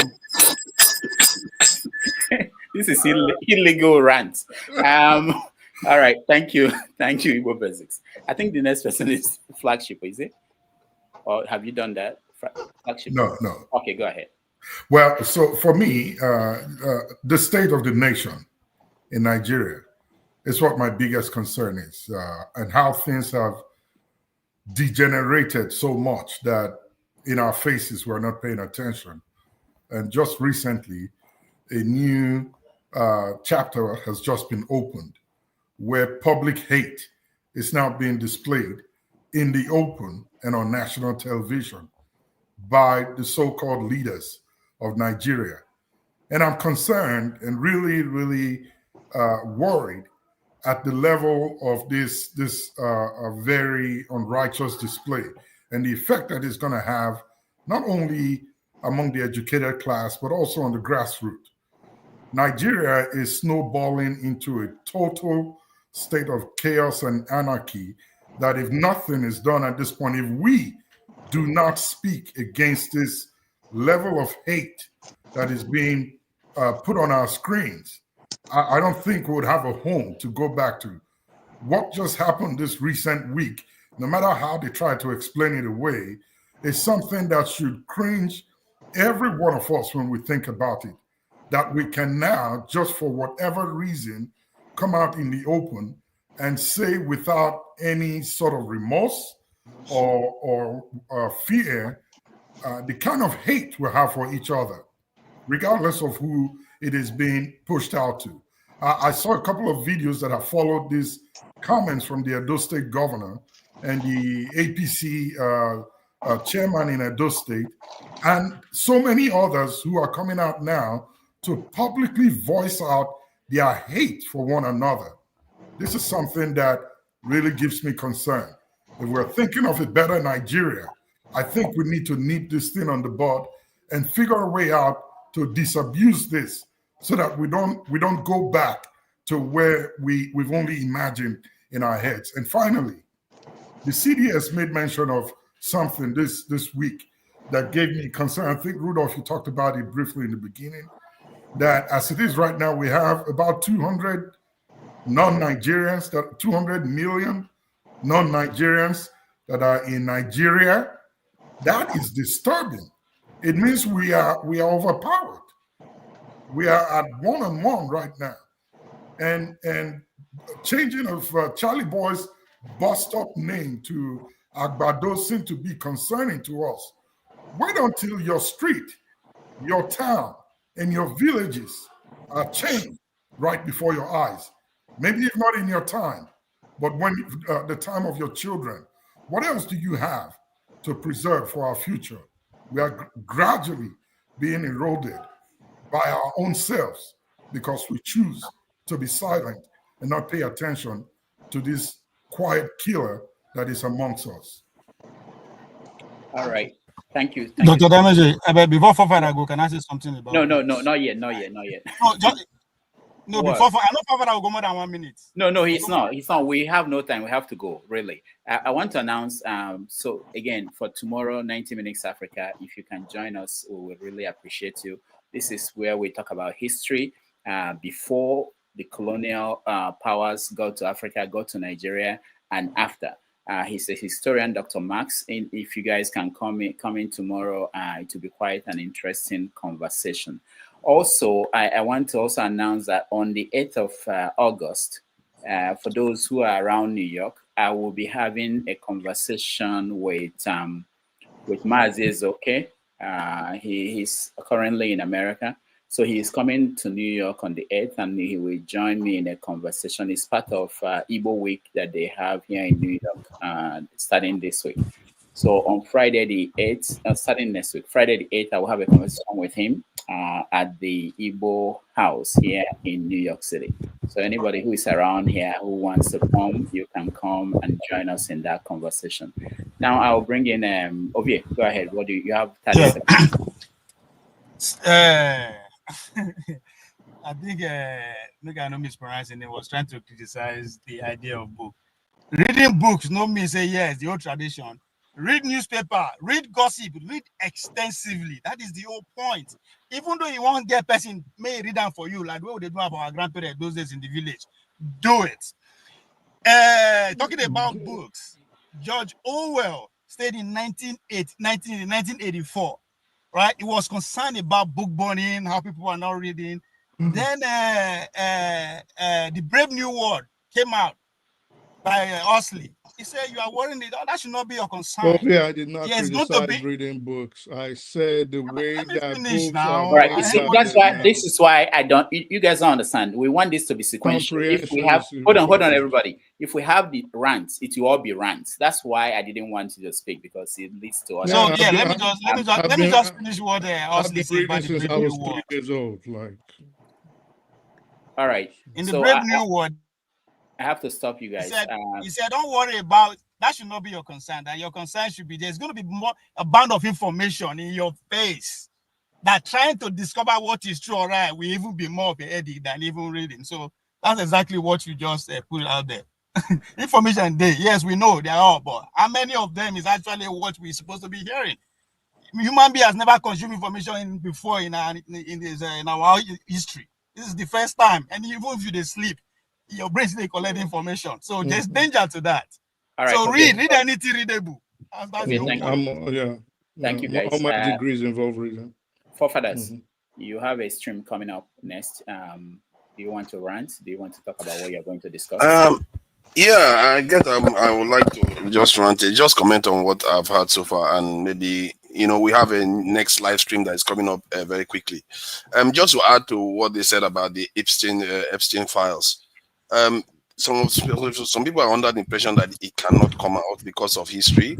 But there are cases in history where documents have been released before. I'm not even sure the Nixon files were supposed to be released, but it's out there now. People know a lot about what's happened, how he, made the American currency fiat currency, and the hacking and breaking into offices, the McCarthy files. There are many things that haven't been released before that can actually come out, especially when the people that are in charge of the country want their country back. They keep saying they want their country back. And they have backing too. People like Elon Musk is backing them. You notice that since Elon Musk released that thing on Twitter, that's when this stuff started snowballing slowly. It started getting hotter and hotter. So there is a movement out there to get this information out. And maybe the damage is already done even. Because now, any politician that sides with Israel, they'll be looking at that politician with a side eye. You're one of them, yeah? Okay, maybe. So the damage is already happening because people are already thinking that Israel is responsible for what is happening in Epstein file, even if it may not be. It doesn't even matter. Now, people are suspecting any politician that sides with Israel to be compromised, and that may be the lasting outcome from all the controversy that is going on now. So I will just leave it there. Thank you. There's no difference between Israel and America. Now they are one. I heard the argument last until they find out that you have been until people find out that you have been compromising their politicians, that's when you find out that they are no longer friends. The word there is you. I agree. Forefathers, how long does your stream last? 3 hours. 3 hours, and it starts almost immediately. So 3 hours time would be what? Around 12 midnight. Okay, I was hoping that if you could send me the direct link, maybe I would be able to weigh in on your stream right from the live at the LaGuardia, the Berezumezu, which is what I'm going to be talking about today. That's where I done my my walk up, which is cha-cha-cha-cha war, cha-cha-cha-cha war, but be careful when you ask for war. Thank you so much. Please send it to me. I will appreciate it. I've sent it already in the private chat. Yeah. Okay, thank you so much. Okay, let me just thank people that supported us. Oriako, Tope, Eccentricus, Igbo Basics. Thank you all for all your support and all your help in putting this, keeping this going. Because without all this support, we won't be here very soon. They are the people who actually are behind what we're doing. Dr. Dameji, I heard you. I see that you did browse. People who did that picture say that none of them will do anything. Talk said they deceive you, say being a gentleman. No, come on, no meet you for street too. Yes, man, yes. For street. Yeah. Once again, these are the people out of Dallas. People made to VA. How come this people and John Abba? So look at them smiling. Nobody was shouting at each other now. All right. On behalf of this picture was not supposed to be out before Epstein file. No. On behalf of everybody that joined us, those on the comment sections, thank you all for your comments. Those behind the scene, making sure that we come to you live. Thank you, all of you. I appreciate everybody. Until next week, I'll be back tomorrow for 90 Minutes Africa. And then next week, we will continue the conversation. Join Forefathers for the next stream. Thank you all, and I will see you later. Take care.